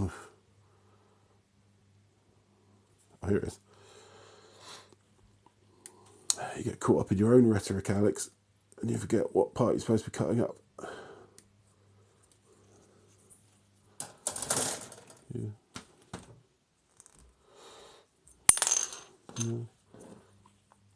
No, I only make the content that I feel I'd rather see, personally. It's like, why does my content have no bad language or racy material? It's not because that's how I am in real life, because I'm not. But I want it to be accessible to everyone. I don't want someone to feel intimidated. And more importantly, I don't want someone to think that they can't ask a question. Because years and years and years ago, before I was even really collecting, I saw someone custom painted a Transformer. If you might remember back, what was it? It was a Transformers Classics, or Universe Classics, Acid Storm. And it was basically, it's like a green Starscream. And there were loads of them in the shops. But you couldn't get Skywarp and Thundercracker for some reason. It took years for those guys to come out. So people were buying the Acid Storms because there were so many of them. And they were going dirt cheap. They were buying them and custom painting them. But the nose cone of that toy is like rubber. And I saw someone on YouTube had painted his black, or I think the colour it's supposed to be just like grey or something. Or purple, that's it, because it's a Thundercracker. No, Skywarp, he's the black one. Thundercracker's blue. And I just simply asked him, like, oh, how did you paint that? I thought paint didn't stick to, like, soft plastics. And basically answered, like, what, you don't know? It's like, no, I don't know. That's why I asked you. That's our language. So I never want to be in a position where I would, like, fob someone off like that. And make them feel, because you don't know everything. It's perfectly, if someone says, like, oh, what does die cast mean? Like, I've never heard that term before. It's like, it's just metal, or metal parts that are molding a spinning, what's it call it? Die. Yeah, heads die cast. If I remember right. You know, we all started at some point or another. We were all new to this. We knew nothing. So, you know, it shouldn't be 21 and 24. Okay, so that's 21. Where's 24? Okay, we'll get 24 first.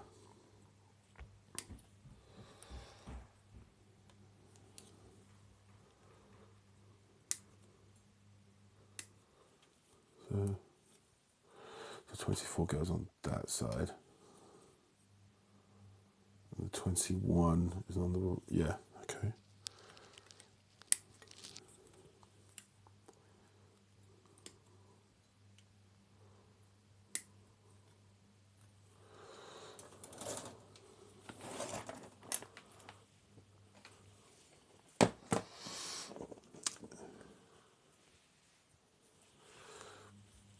Let me pull this camera in a bit so you're a bit more into the action.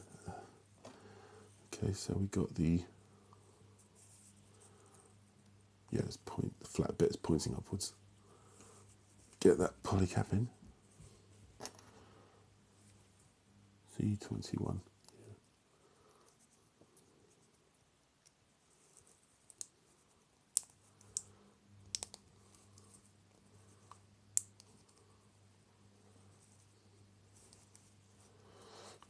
Come on, come on.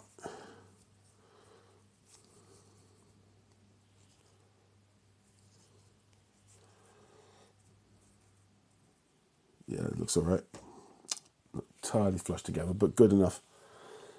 And you're going to have armour going on it anyway, so it's not the end of the world.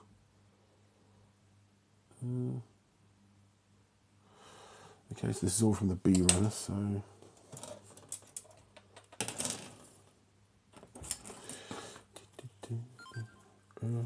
21. I probably shouldn't sing to myself. I'll get probably done for TOS.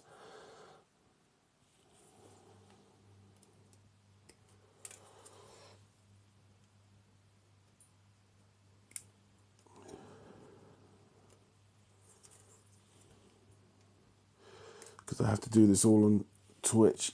Because I've only got about 23 subscribers on YouTube, so I can't do live stuff there.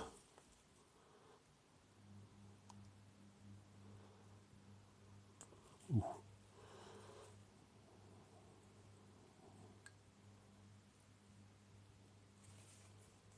Yeah, it's all right. Let me just...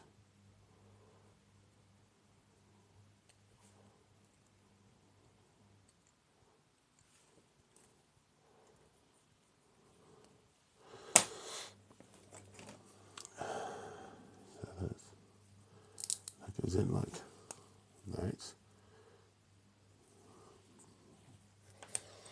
So B20. Okay, so this bit.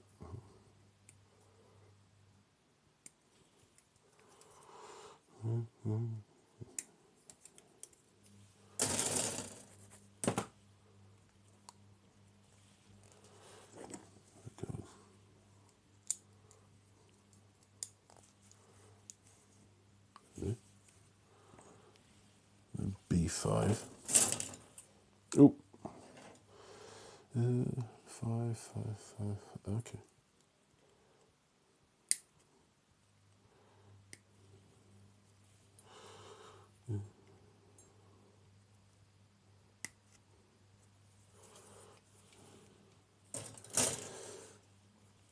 Yeah. I mean, I did. This was the winner of the vote. Only got 2 votes, but that's all of them. The other alternative was another Gundam kit and a Halcyon Alien Warrior kit from the 90s, and I will build those because that Alien Warrior is unfinished business for me. So, but I'll tell the story behind that when I build the kit.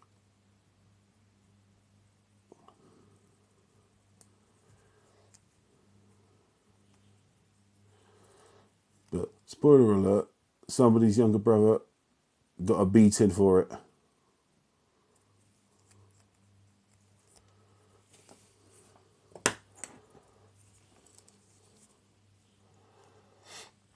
Or was that TOS as well, promoting violence? I should have done that.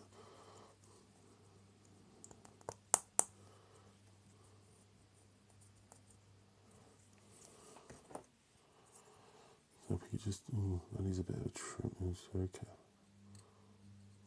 Yeah. That's another bit of the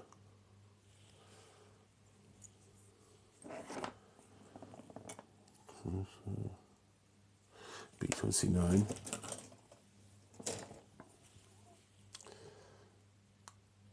Where's the 20? Oh, here it is.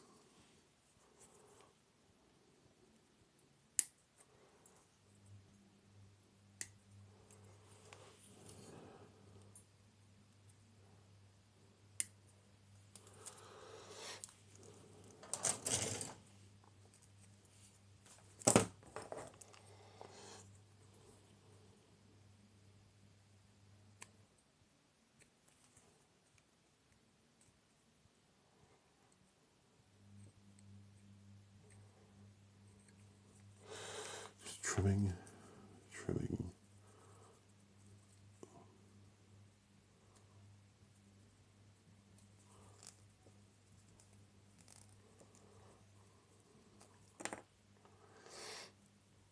I know for a fact that the alien kit will be a lot of trimming. And I think doing a filler work as well, I'll have to get the milli put out. That'll have to be done in stages. I think, because my intention is to fully paint that. And I'm not sure if that's something people, I don't know, do people want to see that? Because I'm going to hand paint it. Simply because I don't have enough money to buy an airbrush. Much as I would want one.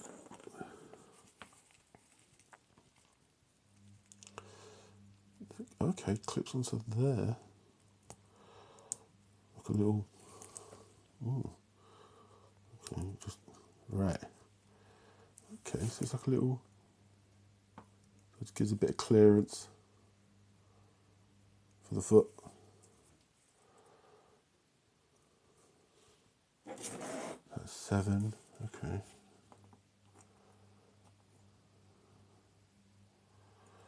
Then we've got to do this upper leg bit.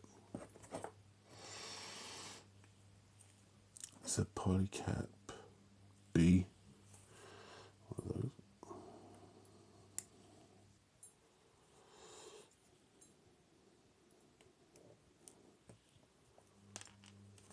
And J.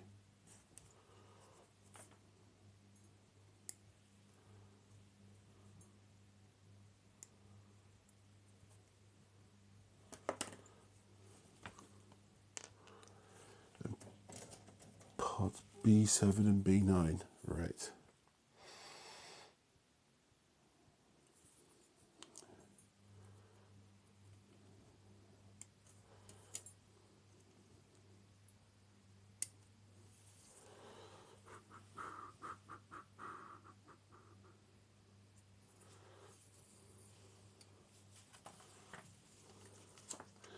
Oh,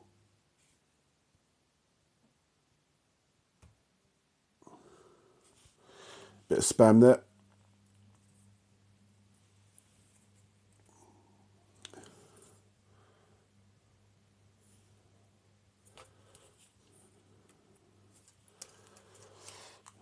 Lucky the auto mod stepped in.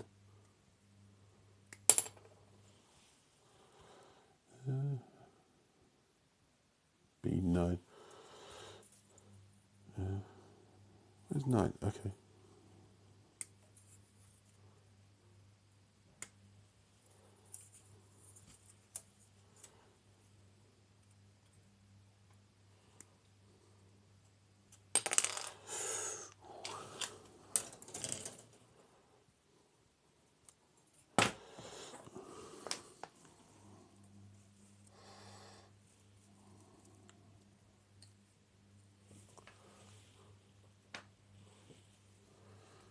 Is that good? No.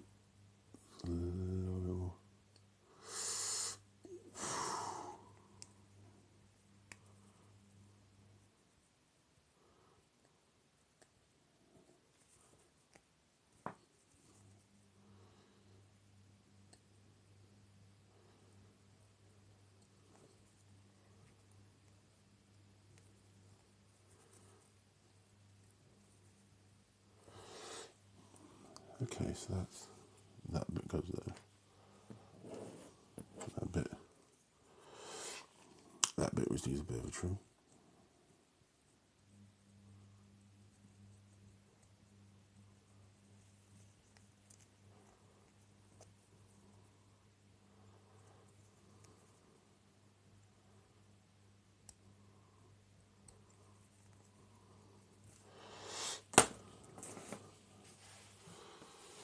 Okay, so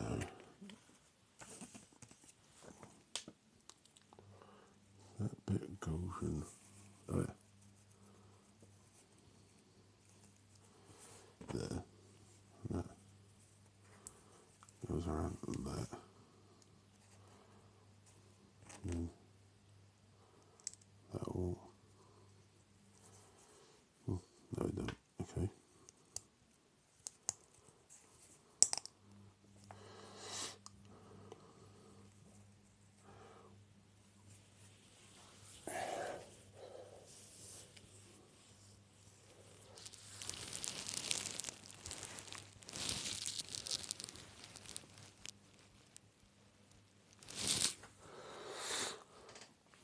Okay,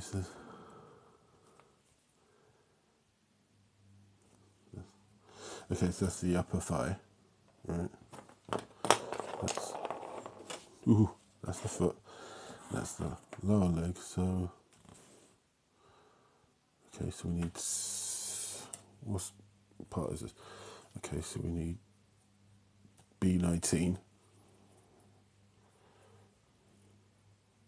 Let's cut that out.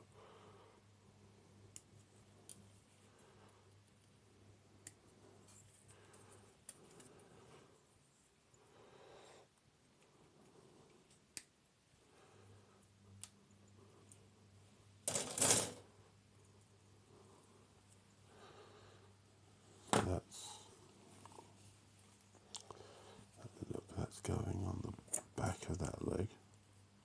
Ah, see, this is where you need to trim some parts because that will not. You won't see this bit, so it doesn't matter if I make a hash of it, but I'm pushing a bit harder because I can get away with it. And that we could just trim off the excess.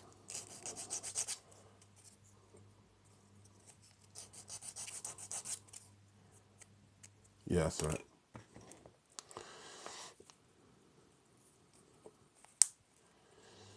Yep.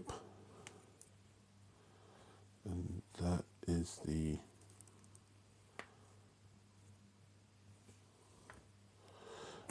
Okay, so I forgot something. The C runner is needed. C2. Okay.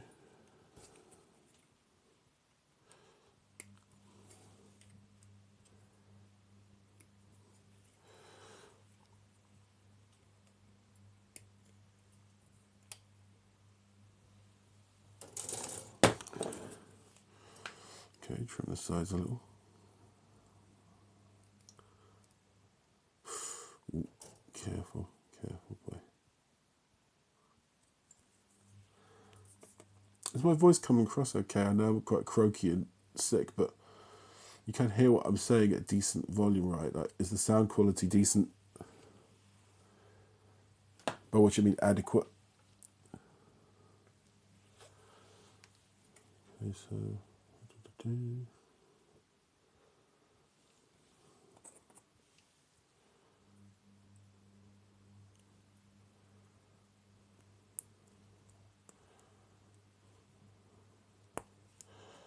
that goes in there.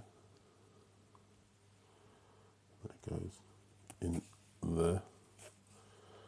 And then the foot snaps in. And that's one leg. With nifty toe bend. Or find a spot you're being bugged up. Yeah, it's just my luck to be sick on the last of my holiday. Typical.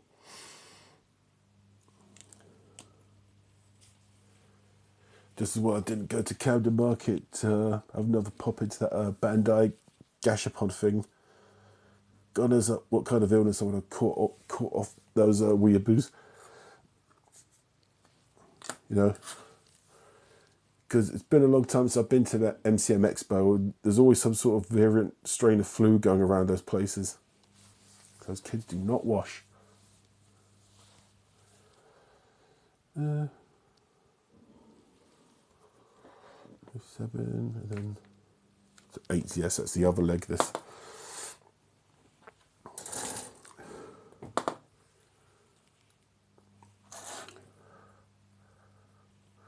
Yeah, and it's been a long time since I've been to those events. I don't do that sort of thing anymore. I used to write about a video. They used to have. Here's my cursor. I can't see. They used to have a Bandai shop in Victoria Station, but sadly that closed a few months ago. I didn't even know. I had no idea. And what's annoying is my place of work is not far from Victoria Station, but I just don't come to work from there because it's way too busy. I need to check out the pop-up Transformer store at Battersea Power Station. Oh, is that for the new film?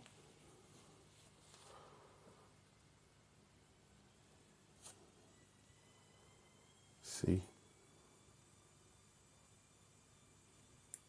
I think so.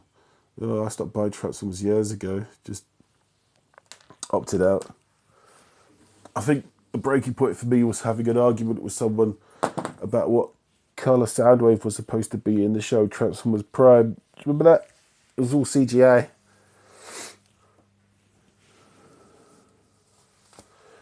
I just thought, oh, what am I doing arguing with someone about this? So I just haven't bought any since, really. It's not that I hate the thing anymore, it's just, you know. But I'm told that this new movie is very good. So, 17 and 15, yeah. But apparently that first trailer let it down because people thought it was just like any other kids movie, even right down to a chase sequence. I guess that put people off it and they never saw the second trailer, which I think is more indicative of the tone, which is they've just straight up adapting War Within or that Fall of Cybertron novel that came out years ago. I do, but I was so into it back then. Was more into it in the 80s. I'm surprised you didn't argue who... No, do not bring the Rumble and Frenzy argument to this house. You hear me? No, I spent years going over this with other people when I used to moderate Facebook groups. I'm not doing it, okay? If you think Rumble is red, then he's red. If you think he's purple, then he's purple. It's your Rumble, you decide. Okay? You have to just... The problem is with... I do, but the thing is about 80s Transformers is, G1, right, is that the continuity isn't continuous. It's a mess because you had the comics, you had the toys and the cartoons, and they all contradict each other in some way. Even the cartoon itself contradicts itself. Like if you watch all 3 seasons of that show, there's like 3 different origin points of the Constructicons. So the show, nothing makes sense. Everything's a mess. No one really cared. So I just have to say that it's G1. You just have to go with it. Just go with it. Well, that needs filing. It's like, why is Toy Rumble red and in the cartoon he's purple? Like, just go with it. Okay? How dare you bring that argument? You know, I'm 45 years old. I lived through the whole Trekkie Trekker nonsense in the 90s. Okay? Where's my parade? Nah. Rumble Frenzy, how dare you? I think as far as every sort of following form of Transformers has gone, I'm 47. Well, shut your face, Grandad.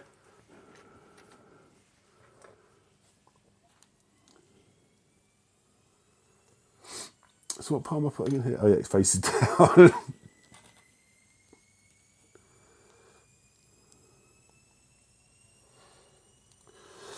And then, of course, there were two different... Hell, there were two different comics at G1 in the 1980s, and they contradicted each other. It was all over the place. But you knew the comics didn't quite make sense to the cartoon. But in the UK, at least, we only ever got like season 1 and 2 broadcast on TV. So the comics is like, well, it's more Transformers. You just go with it. Like, who's this robot bounty hunter that keeps saying yes all the time? I don't know. But it's more stories for Rodimus Prime and them fellas. So just go with it.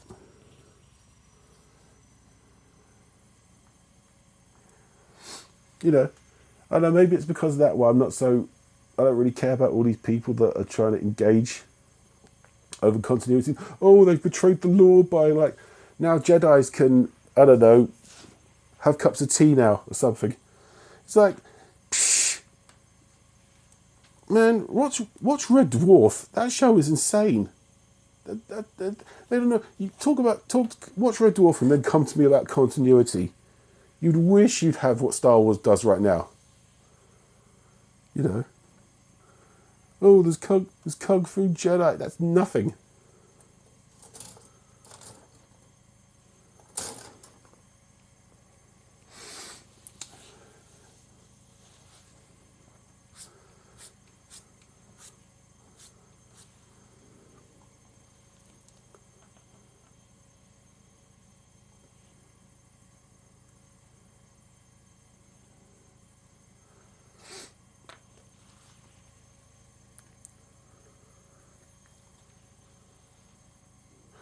Oh, and I forgot what part I'm supposed to be picking up. Okay, so there's the feet bit. So another polycap. Yes, head and the rest of it.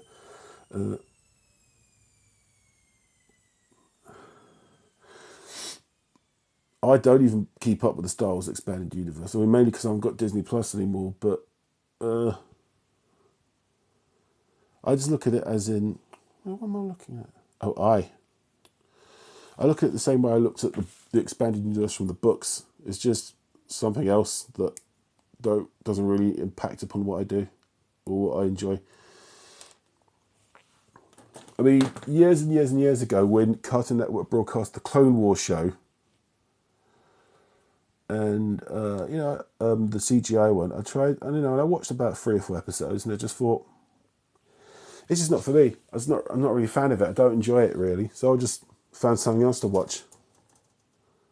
You know, if only somebody told me I could have made a side career about endlessly moaning about it on YouTube, I'd have been quids in. But you get people acting as if like their wife has been insulted or something. It's like, it's just a show you don't like to. You don't have to watch all of it. It's okay. You know, like you don't have to eat everything on the menu at McDonald's. You can just have what you want. It's okay. You still got old Star Wars. So just have that. But the new stuff is like, I can't be... I mean, I watched Andor, and I thought it was well made and well acted. But it just wasn't really for me. I just thought, nah. I think when push comes to shove, I think I much prefer Star Wars to be a stupid kids film about space wizards and robots. I'm not really interested. I'm not saying if you like it, you're wrong, but me personally, I just don't take any interest in adult Star Wars, you know? For me, it just doesn't work. Like, what was that? They had that guy who was like living with his mum and eating cereal in the morning. And he pours himself, there's a scene where he pours himself out this bowl of cereal. And this is meant to be like showing how sad his life has become now because he's stuck at home with this dead end life. But when I watched the cereal, I just immediately thought, are they going to sell that? Is that going to be a thing to buy soon? You know, Imperial Crispies. Oh, I'm putting it in right. Oh, no, that's the wrong piece, isn't it? I'm not looking properly. B17. Yeah, they'll sell that at Galaxy's Edge, Imperial Crispies. Or that episode of The Mandalorian was that former Imperial scientist, and he's talking about the ration biscuits and stuff. I thought, they're going to sell those, aren't they? Because since day one, you could buy Star Wars anything. And it's just how it's been, really. You can't try and dress it up any other way.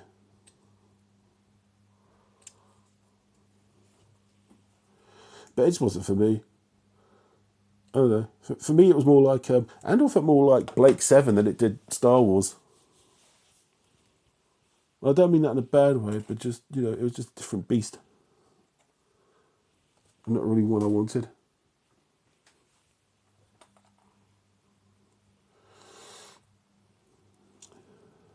But that's fine.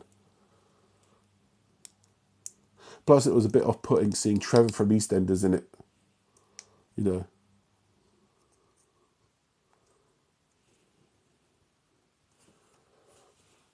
B16. Okay.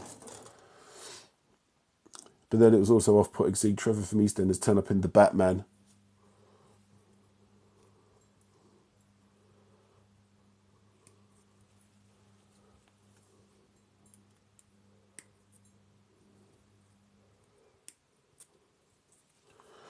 But I quite enjoyed that, despite the long running time.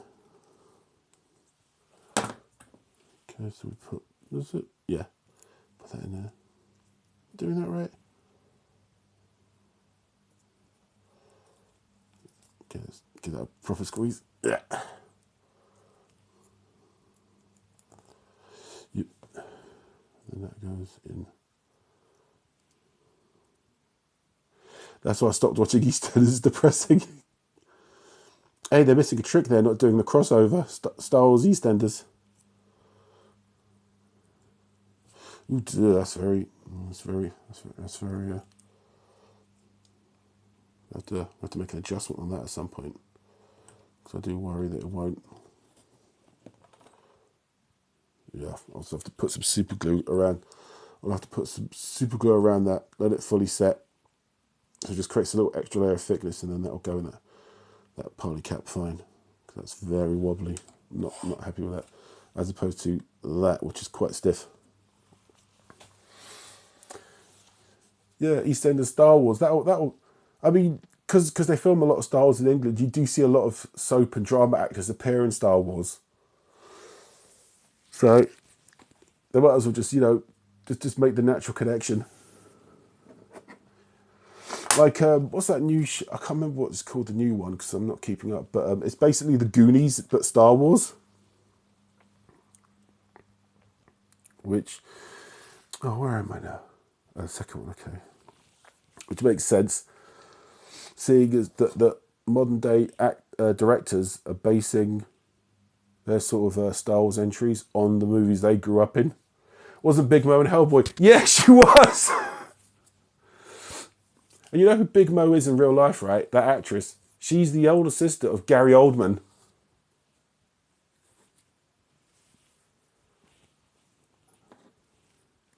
I forgot about that. Yeah, Big Mo. Yeah, it's like, you know, all the Americans watch it going, okay, this new Hellboy set in England. And all the English people are like, that's Big Mo from EastEnders.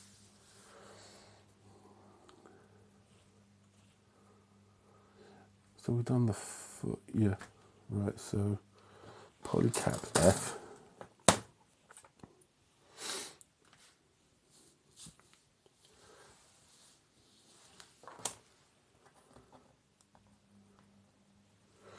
Yeah, it's true. While Gary Oldman was like, you know, getting out, being an acclaimed actor, she was being one of those sort of regular, you know, character actors you see and just turn up in all sorts of shows and sitcoms. And then eventually getting the EastEnders gig.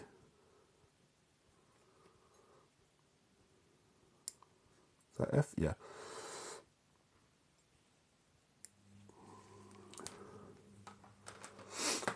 But yeah, it stands to reason you get Star Wars Goonies, because, of course, the original Star Wars is based upon the Searchers, Old Western.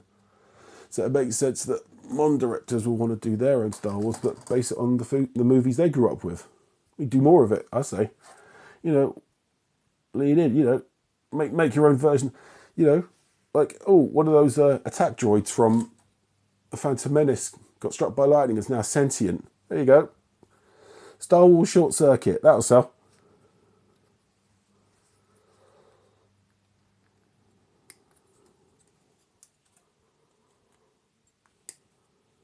Yeah. Put Cat Slater in it. It'll make a ton.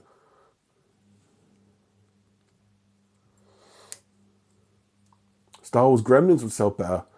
Oh, you mean like those? Yeah, yeah. Don't feed porgs after midnight. You don't know what happens. That actually could work. That would be insane. You could put, yeah, that's a thought. Put Gremlins into other continuities. That might actually work. It just depends if Joe Dante would go along with it.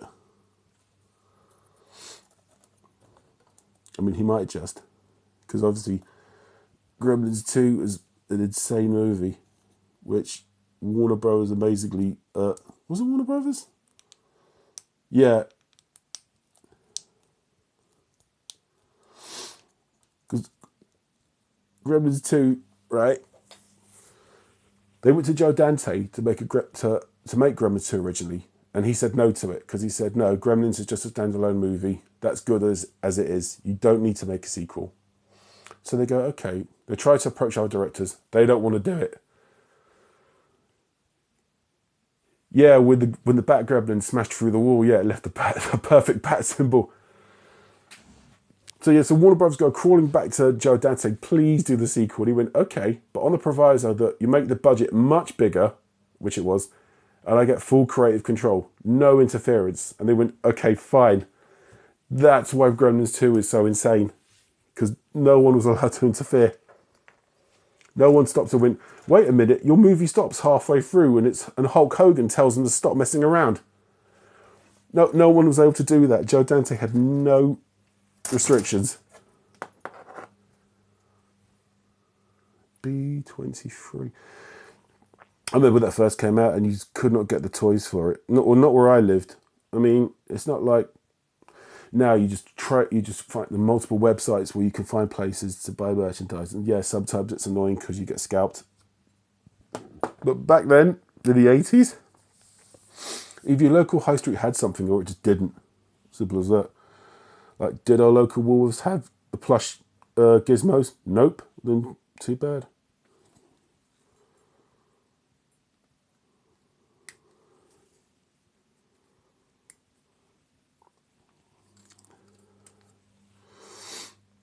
Yeah.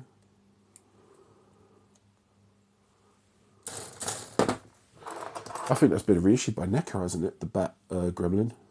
I might buy it. I don't know. I've just got so many other priorities. There's always the problem when you like too many things. You know, you can't dedicate all your money to it.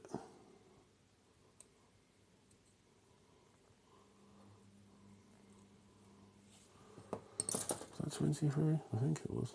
Well.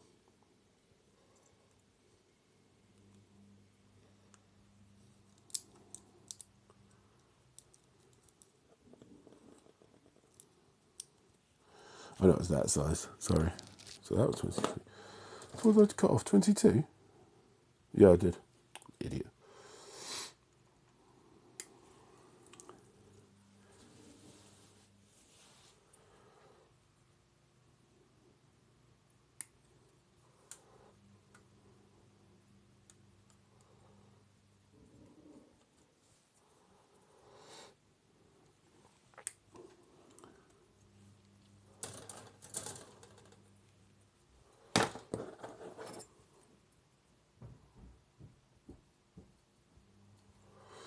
Yeah.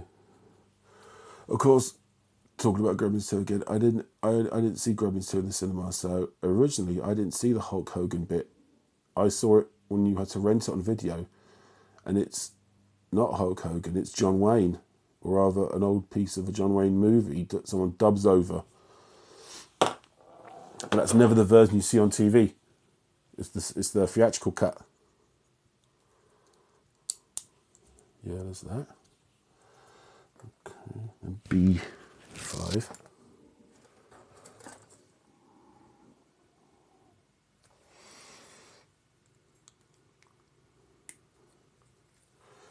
But I believe on the Blu-ray you can get both versions if you so want. So there's that. At least I hope so. If I'm given the option of not having Hulk Hogan in something, I'll take the not.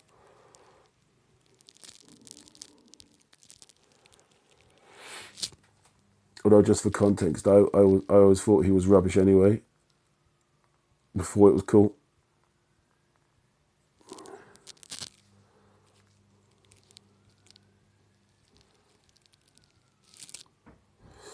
Oh, it's very difficult trimming this bit because it's curved. And there's no obvious place to like grip it.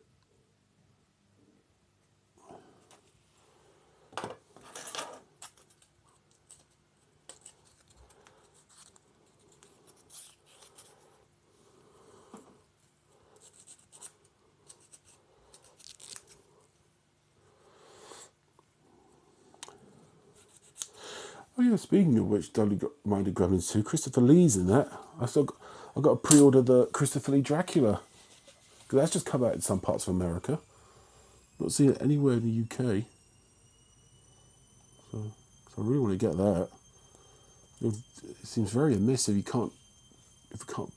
people in the UK can't buy that Dracula, considering it's kind of our Dracula. Well, if you're a certain age anyway.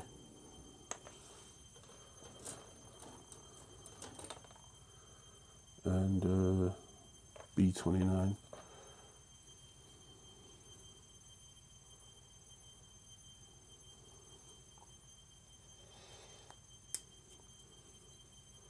Yeah, I have to remember there would very regularly be, on the weekends or maybe school holidays where you'd be allowed to stay up late, and there'd be a Hammer horror movie, usually one of the Draculas they did, because they did so many with Christopher Lee and Peter Cushing.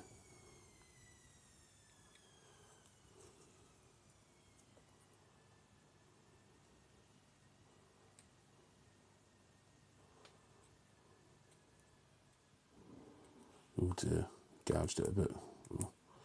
Oh. The primer can fill that in, that'd be alright, for the most part. I did say I was average,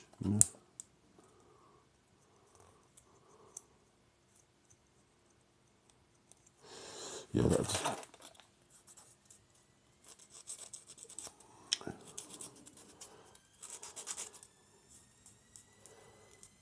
Yeah, it's better. Okay, so... Also, this lower part is meant to be another colour, so that'll get painted anyway, has to be. Here's the B19.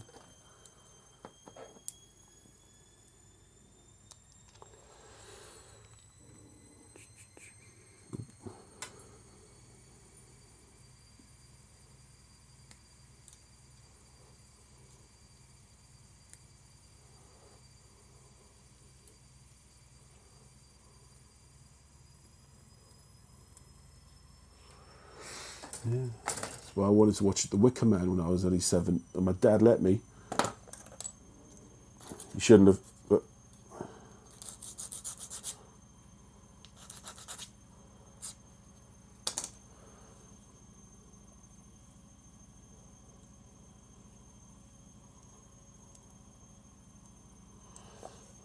Okay, there's that bit, and then we've got to do the upper thigh.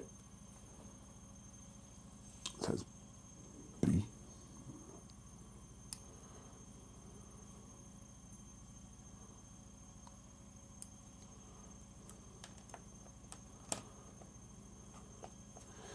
And PCJ.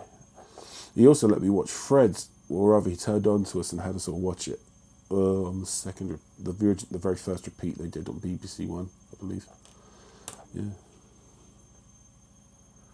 Although he did at least spare me the Cold War paranoia by saying, "Oh no, it's just a film about what happens if the UK had an earthquake. That's all.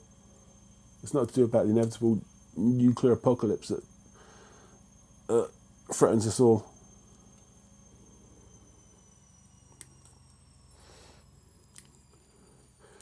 But thank goodness we don't have to worry about that anymore. Hey, oh.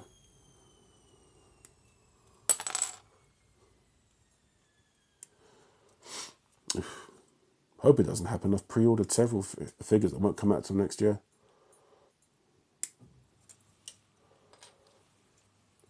Don't have to get vaporized before I get an Endoroid Solid Snake. That'd be terrible.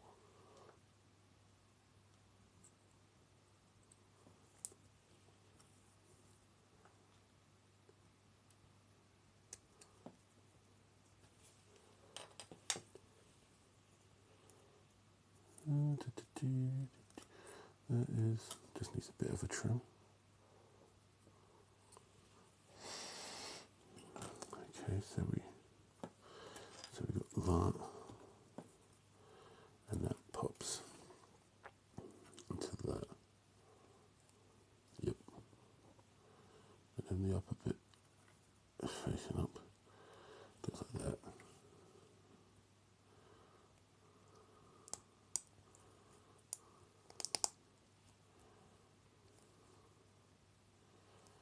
Okay. And then C2.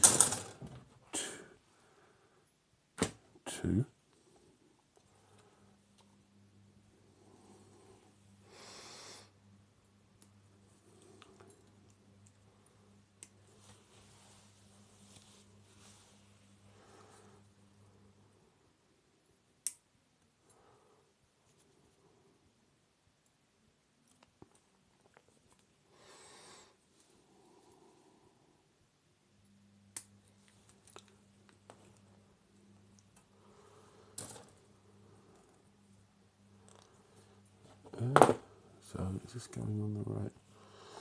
Let's see if it's going in right. It's got, no, the ridges go towards the front, yeah. So we put that in. Go on. In your, oof. Oh, it's getting harder and harder to do this as I get weaker and weaker. Am I doing this right? Yeah. Yeah.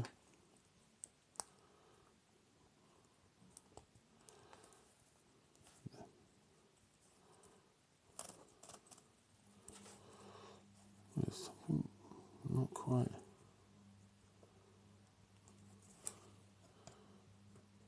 Oh, I've put it on the wrong way, that's why.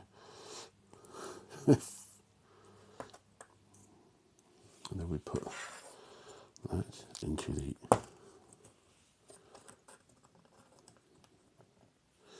That's 2 legs down. Oof. So that's page 2 officially done.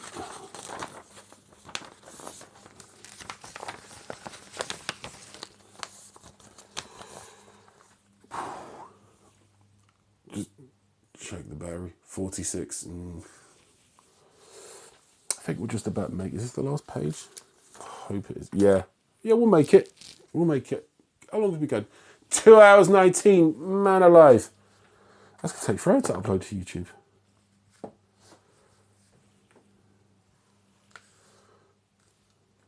Okay, so you take the leg bit, put it on the hip socket,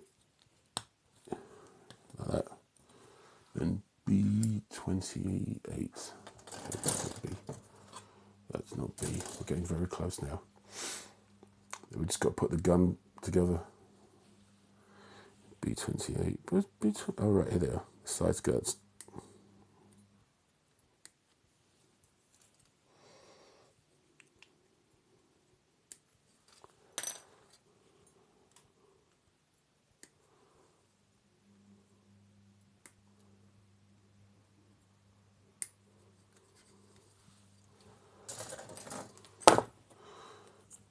So they. Oh, yeah, they go on the side, but they can just pivot.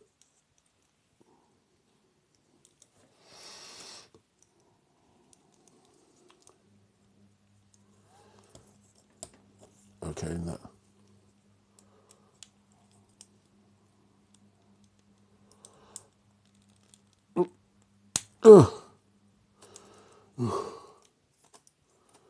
That's pretty much, yeah, that is the Blitz Gundam. And it's near entirety. Obviously, there's a lot of paint that would have to be done.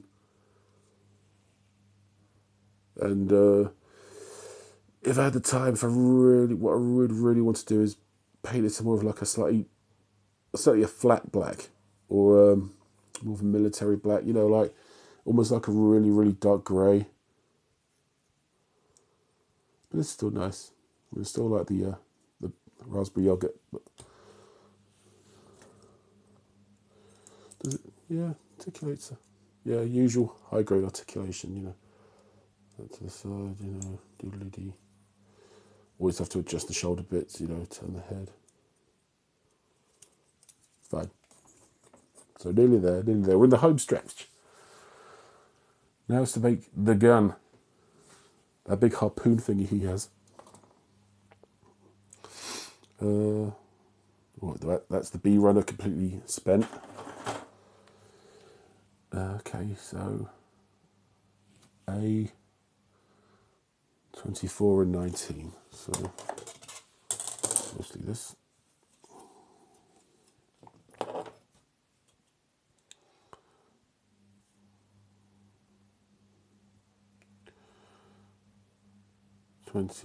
Oh, there's 24. Is it? Yeah, it's 24. Okay.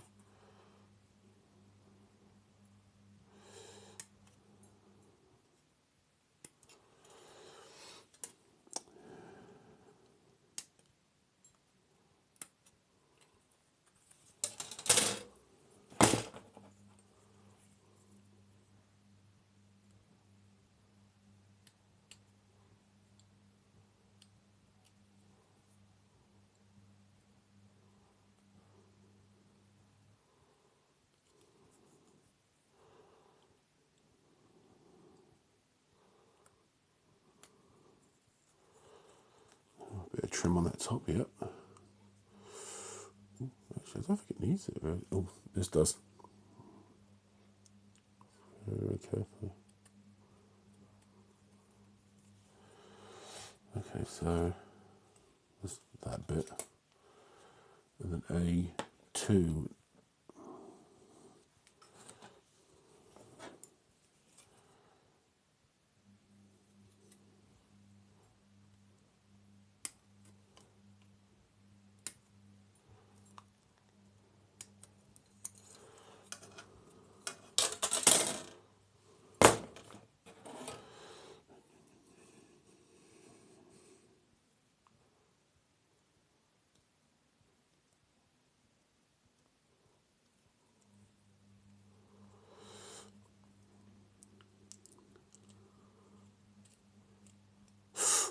Oh, that was stupid. I almost cut myself. There's that bit. And then A19. Oh, it's this bit.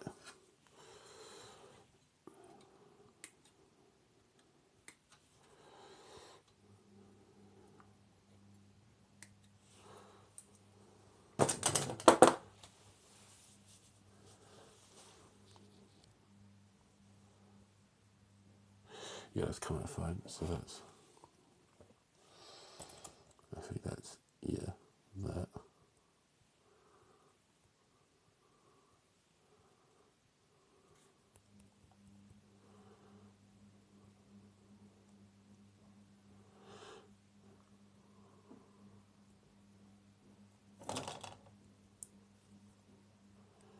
Yeah, get that straight. And that goes, oop, that goes into, doing it right?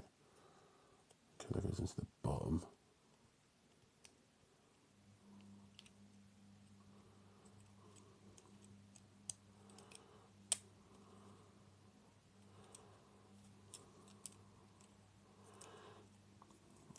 No, I messed that up. Oh, what am I doing?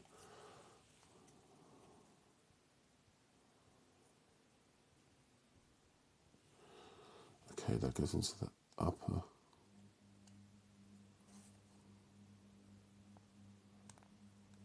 Oh, the lower. Yeah.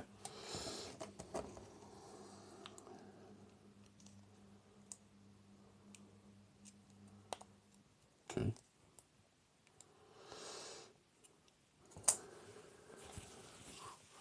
That's stressful. C11. Oh no, it's one of those really, really tiny parts that I might drop or lose. Not drop and lose.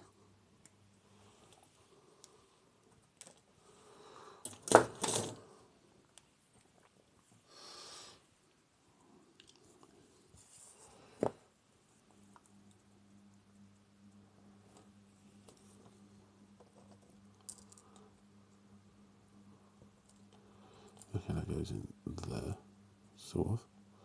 Does it?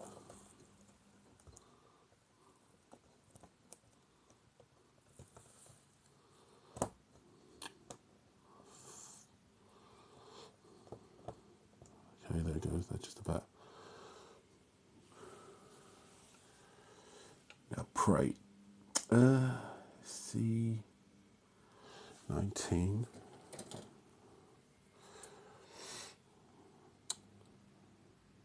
Which I cannot find. Oh, here it is. It's a bit like a.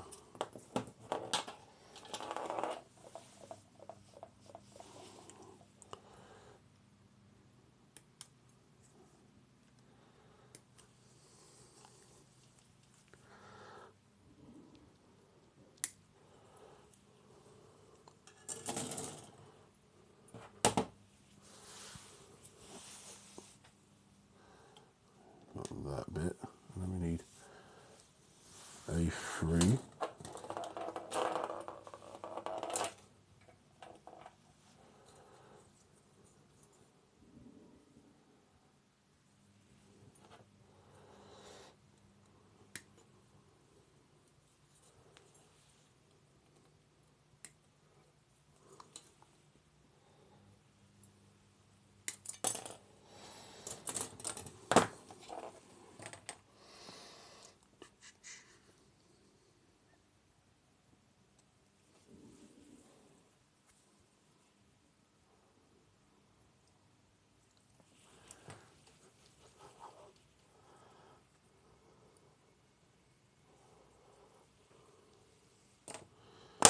Okay, so there's the side.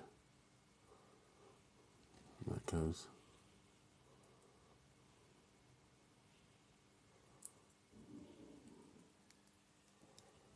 There's a clip that goes. Okay, so that bit goes in there.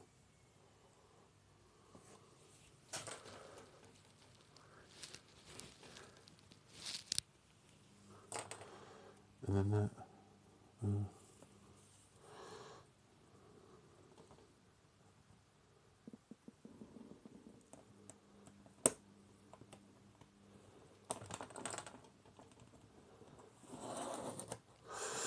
Oh, okay.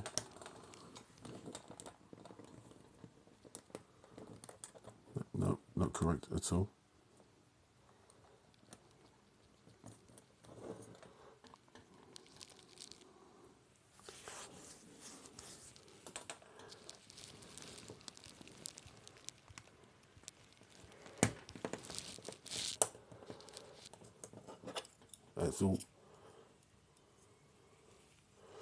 That's all clipped in now. So there's the little handle.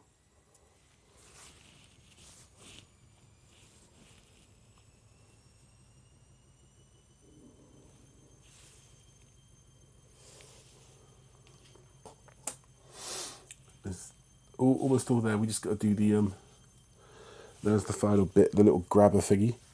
Okay, so the last of the polycaps, I think this is. So A. Oh, yep.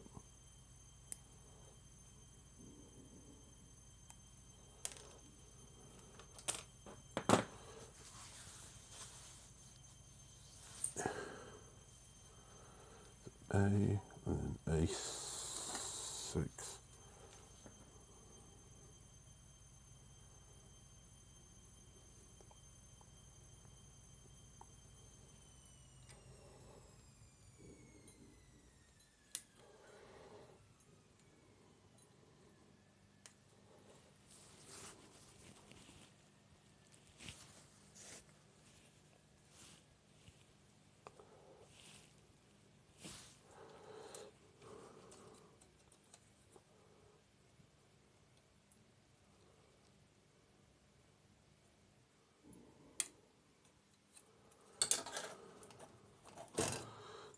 A6, A,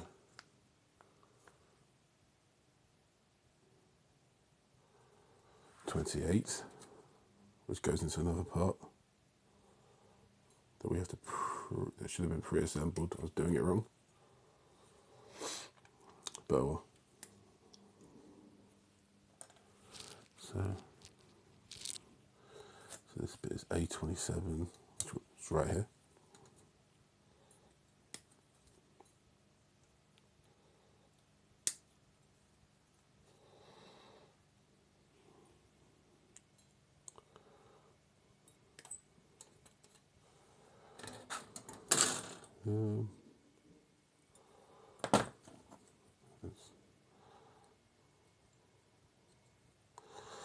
Yeah, it's a bit of trimming. Almost none needed.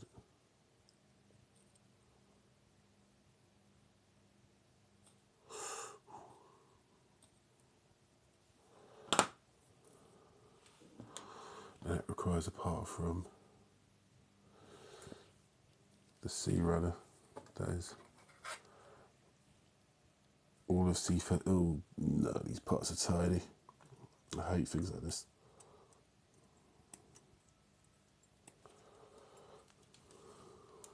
Easy.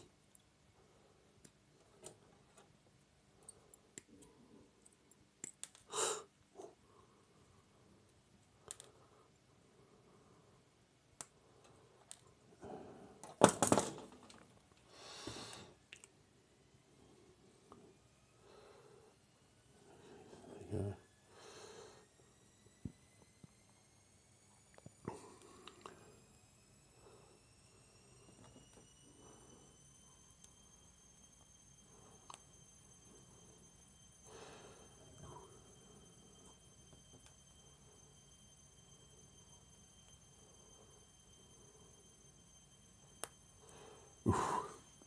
I had to be silent for that because that needed all my concentration just to get those little parts in. So, okay. So the poly cap goes in this bit. And then this.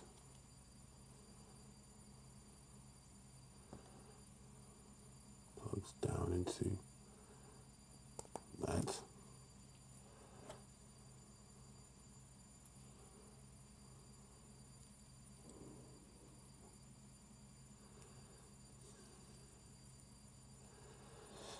Yeah, that all seems fine and dandy.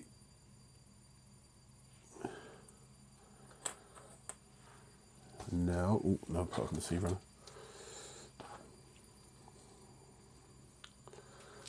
Number three, upside down. Number 3 is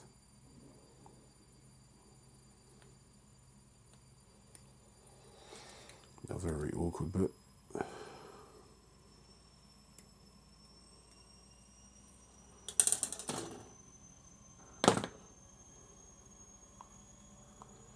That goes.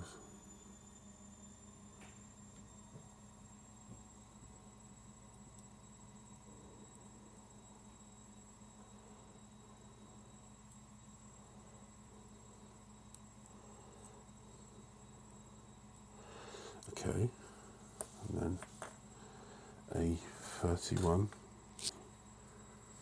So wait, a 31, 32, right. So these two bits.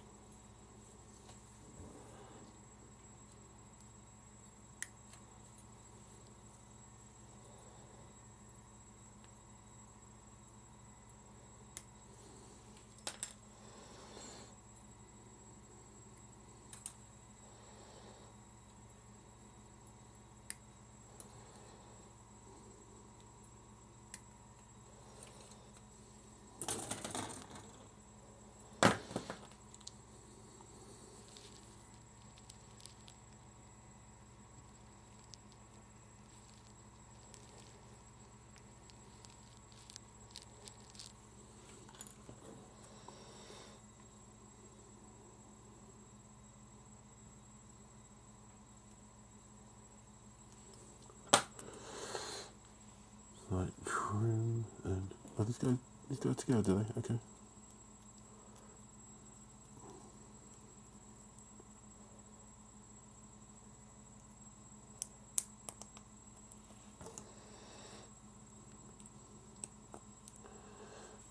Okay, so there's that bit.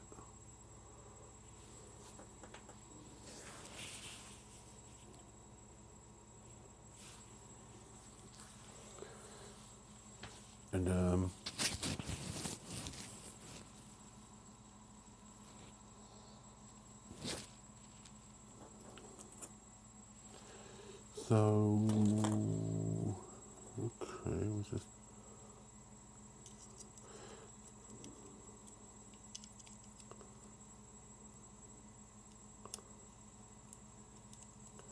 Okay, so that's a big. Oh no, it's supposed to plug in the side. Play fair, guys, and that cops into that. Oh, that's what the little polycap is for, is to hold it in place.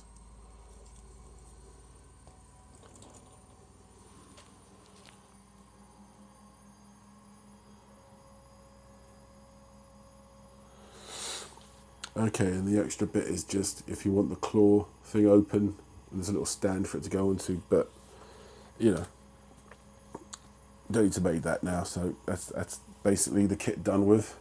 That is the Blitz Gundam assembled in its basic form, with its harpoon gun thingy and its missile claw UFO grabber.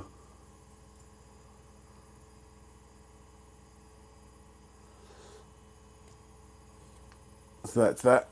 Thanks for joining us, especially you, Stephen. And hope you see you on another live build soon.